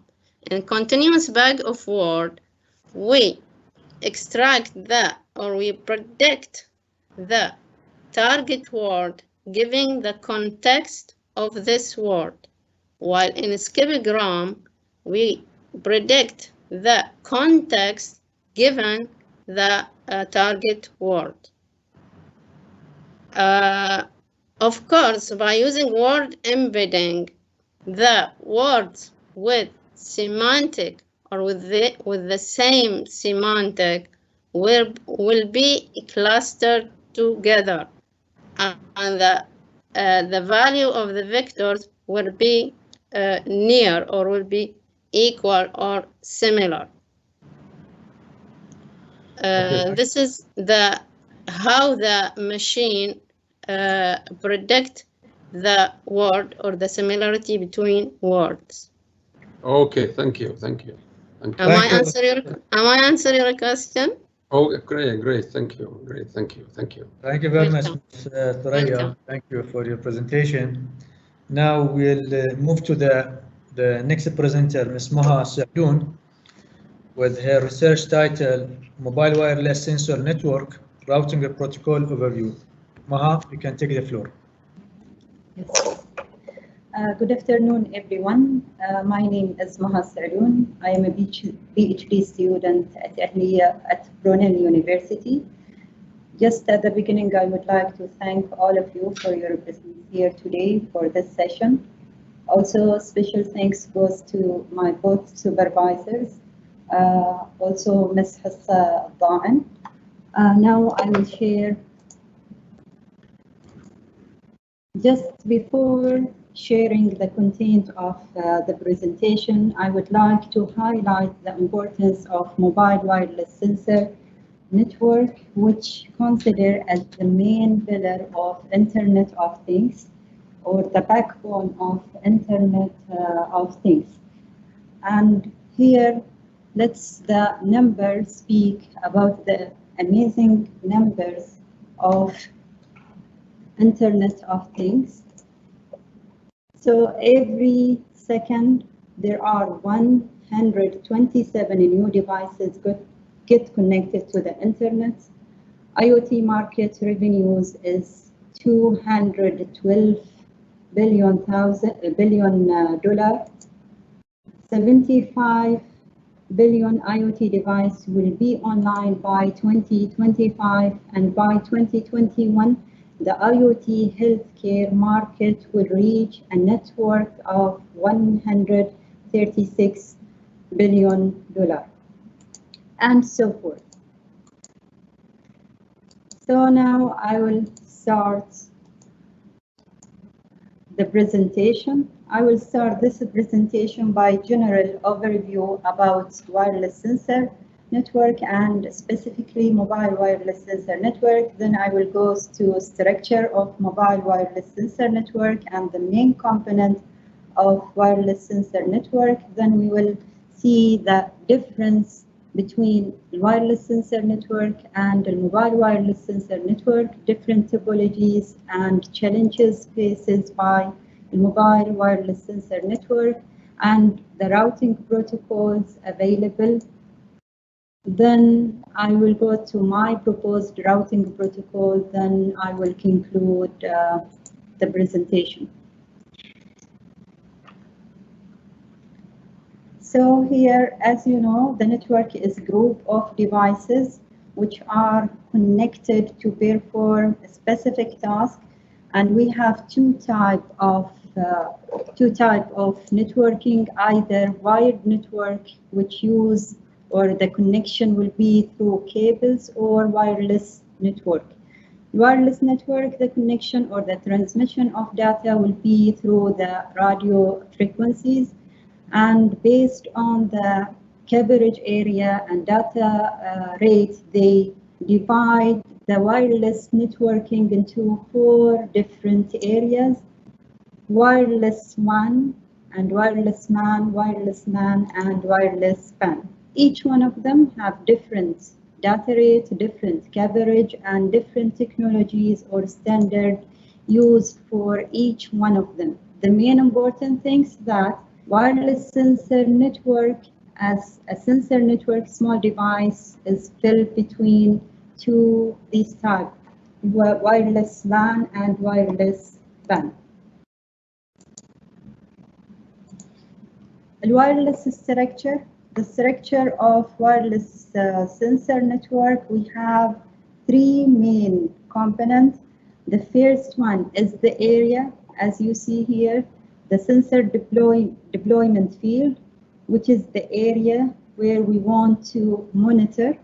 And the second one is the sensor node itself with task of sensing, collecting the data and send it to the sync node. So the third component will be the sync node, where to process all the data, aggregate the redundant data, then store the data. Within the main component here of the whole structure of wireless sensor network is the node itself. And the component of node consists of four main components.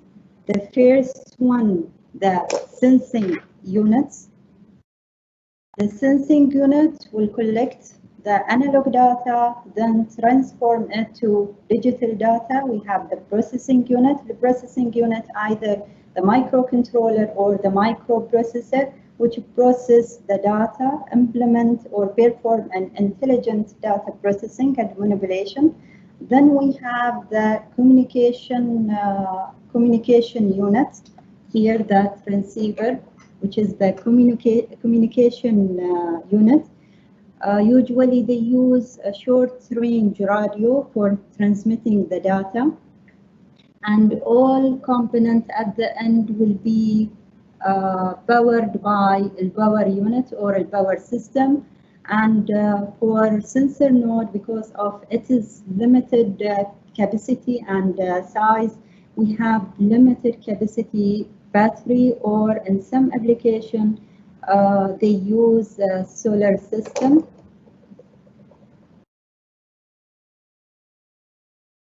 A type of wireless sensor network, we have 5 different types of wireless sensor network.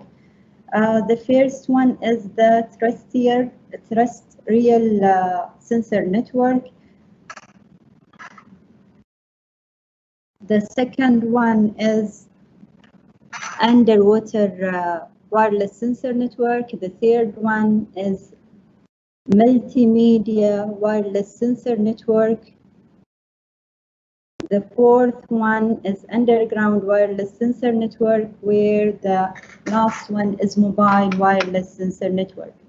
If you can see, all of them in some way they will use mobile sensors in order to collect the information.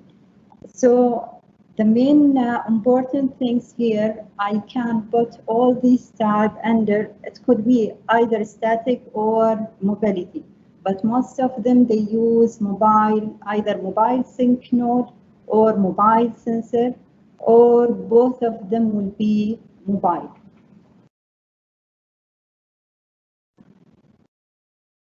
The application, as you see, because a mobile wireless sensor network is considered, as we said, the backbone of Internet of Things, so it is incorporated in every single application, smart application, starting from person itself to smart house to smart cities and so on. So we can find application, we can have different application using a mobile wireless sensor network, transportation, healthcare, factories, and so on.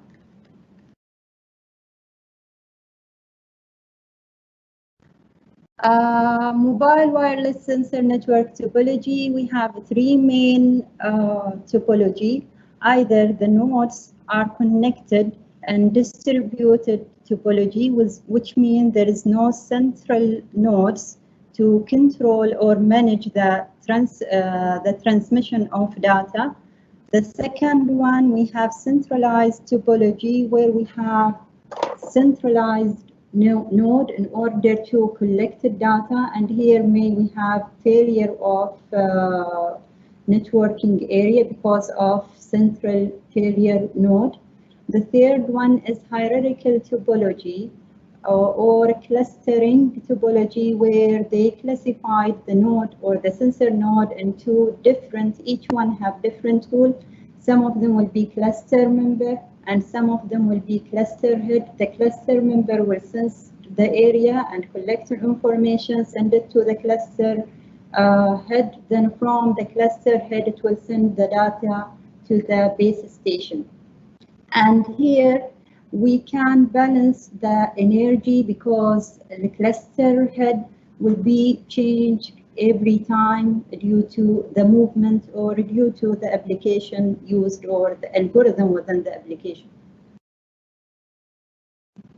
The challenges with the mobile wireless sensor network, due to mobility, we have dynamic network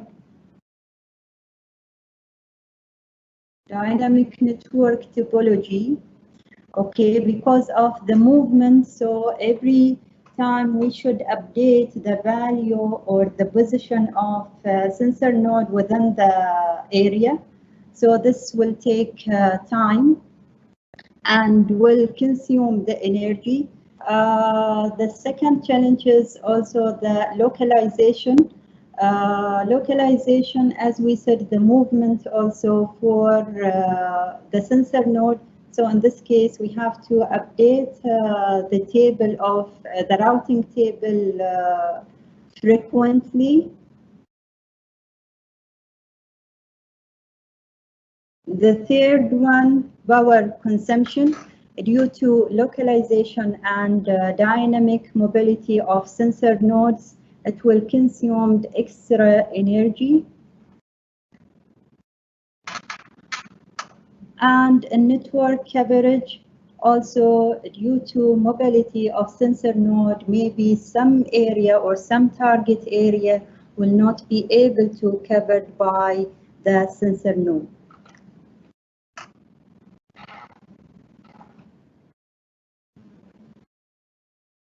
Routing protocols and mobile wireless sensor network, there are many or more than 100 of routing protocol. Each one have its advantages and disadvantages.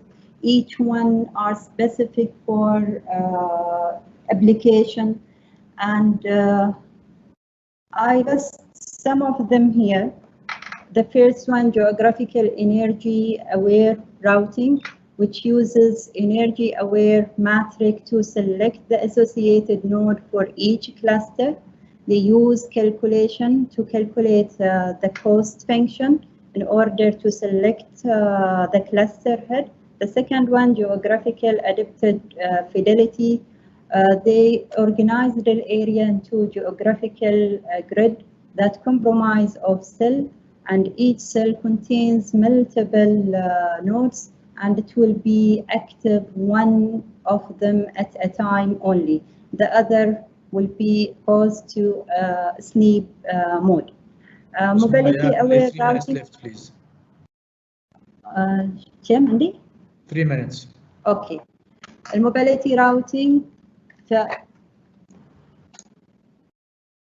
Our proposed routing protocol, we will use hybrid solution using the clustering in addition to the dynamic genetic algorithm, where we classify area into different regional or cluster division. Each cluster division contains 2 areas. Inside each cluster division, we have the inner and outer. Within the inner area, all the sensor node can be selected as a cluster head based on 2 main parameters. The first one is energy of the sensor node. The second one is the distance from the center in order to cover all the sensing area.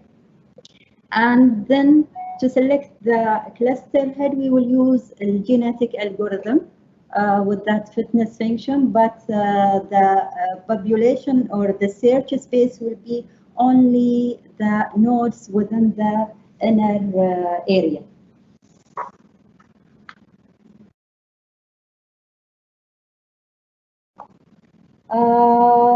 Just before concluding this topics or the presentation, I can tell you there is no there are no unique solution to overcome all the previous routing protocol. And I have choose the genetic algorithm here because due to two reasons. The first reason is the genetic algorithm is AI algorithm that can produce optimal solution for multi-objective or multi-factor problems.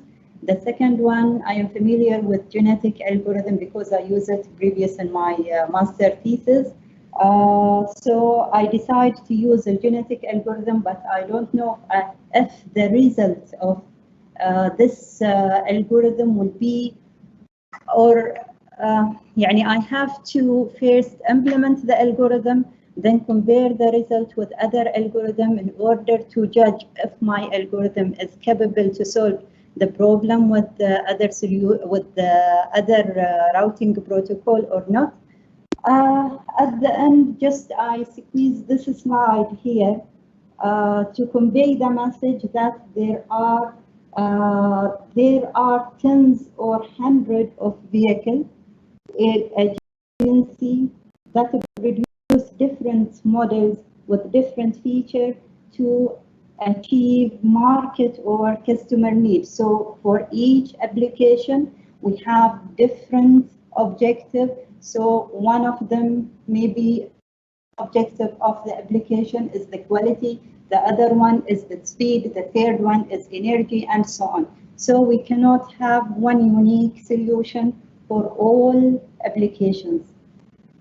And finally,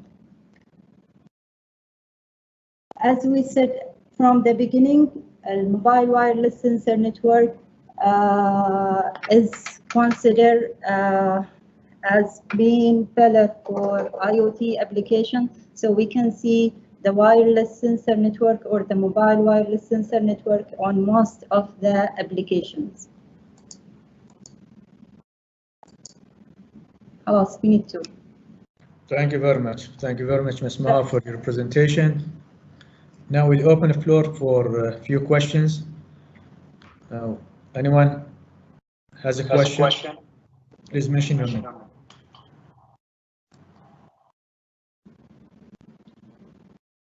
Can I ask Gauri Shankar here?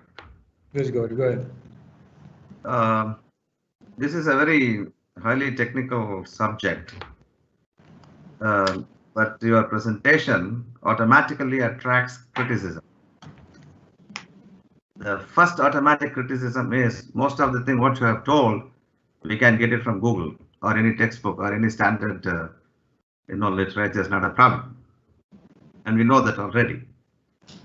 And second important thing is you have tried to give an assumed solution for a problem which you have not substantiated very clearly. We don't know what is the gap in the literature. We don't know why we require this technology. We don't know what improvement it's going to make. In the absence of that, what purpose your research is going to serve, we have to know. Thank you. First of all, thanks, Mr. Gauri Shankar. You keep asking same question 1 million times. Every time you see me, you keep asking same question. I try to convince you with my answer, but I know everything. See, I am just finished the first year on my research, so I am on the first stage. I have no idea about the algorithm. I have to implement the algorithm. I have to compare my result with other available algorithm. Then if there is a gap or if there is an enhancement, I can enhance the algorithm, or I can maybe later on, if there is no, if my algorithm or the proposed algorithm is not sufficient, I can go to another one. I know, as you said, everything here, I will not invent something from, at the end, everything is there, everything you can Google it, you will have the information. But I said, as I just in the first stage of this research, I need more time. Okay, I have to implement the thing. I have to implement the protocol first, then I can decide. Thank you, Ms. Maha. Thank you for the clarification. Now, Mr. Gori, you can reach Ms. Maha if you have any more questions after the session. You have only 1 minute or 2 minutes for another question. Any questions? Well, could I comment about something related to Maha? Yes, Professor, go ahead. Well, I mean, as she mentioned, she has not even finished the first year, and she is in her first contribution. However, she had to do something like edge computing. She will be able to measure the power, the delay time for certain application like autonomous vehicle or some kind of medical application, surgery in IoT. So she has a lot of things, but as I said, she is only in her maybe 9 months now or even less. And I am having with her supervisor at Ahliya a meeting from time to time, and she is sending me PowerPoint, and I think she is on the track. Remember, she is working as well in the meantime, but I think she has something in her mind. So we will be able to combine IoT with AI with edge, and maybe compare the edge, which is the what we call it the far edge, where it will be near to the user, with the cloud. So we're going to see the delay, the power we're going to transmit, and maybe even the security will be totally different. So there are so many issues, and there are a lot of people working on this topic. Thank you very much. Thank you very much. Thank you very much, Professor Hamid. I'm sure all the presenter would contribute originally to the knowledge, and we wish you all the best. Now, before I leave the floor to Dr. Wafi, so I want to thank you everyone here, presenters and also the audience. Special thanks to Professor Abdullah and Professor Mansour. And I learned a lot from this. Well, I'm happy to hear about algorithm in all 4 of these papers, which is a fundamental core of the AI. Thank you very much to all. Now the floor is to you, Dr. Wafi. Thank you very much, Dr. Hassan. Indeed, and sorry, Thraya, if you don't mind, just stop sharing. Maha, please. Yes. Sorry, Maha, apology. Okay. Thank you very much. Sorry, thank you. I think today, it is personal opinion, very successful day. We listened to so many different topics. It is interesting to see that not just the PhD student at Ahliya moving with the time. I mean, I noticed one about COVID to topic in IT, which I agree with Dr. Hassan. I was actually enlightened with about algorithm. I mean, I know a little bit of AI, but to see the student researching actually or interested in such advanced topic, that's actually credit to them, credit to their supervisor, and a credit to Bahrain and to Ahliya, of course. I don't want to prolong the day. I think it was a fruitful day. I'm grateful really to the leadership in Ahliya, starting from Professor Abdullah, Professor Mansour, Dr. Ahlam, who actually helped us in putting this excellent conference together, and of course to the colleague at both Ahliya and Brunel University. I'm grateful to both as well that who helped me in chairing the session, Dr. Hassan and Dr. Yusuf. And I hope we'll see you tomorrow. And please have your slide ready before you go. We don't want delay, if you don't mind me saying that. If there is a final word from Professor Abdullah or Professor Mansour or Dr. Ahlam or anyone, please do. And thank you very much. And God bless you all. Thank you, Dr. Wafi, for being very patient with everybody and being involved heavily. And I take this opportunity to say hello to Chima and to Hamid, Rawashdi. I see them all there. And of course, I would like to thank everybody who is working in preparation. You know, we forgot حصة ضاعن الجندي المجهول. Thank you. فعلا. يعني she is also كواليس. in a lot. Of course, I could see Karina here also. So, and I thank her very much. And I think who's Ahlam was with us before also. Tatiana. Tatiana. So really, it's a great symposium, and it's a great collaboration together. And we take this opportunity really, and let's hope, you know, inshallah, next year it will be face to face. You know, but keep safe, please, and يعني stay away from crowds, you know, because I don't know, this virus is still hungry for more victims. So let's try to be away from it. So I thank you really indeed, يعني Wafi, everybody of course involved. Thank you very much, you know, and inshallah we'll meet tomorrow to complete this important symposium. Thank you indeed. Thank you very much. Thank you. Inshallah. Thank you all very much, and stay safe. We'll see you 9 o'clock tomorrow morning. Thank you. حياكم الله. بالأمان. مع السلامة. مع السلامة.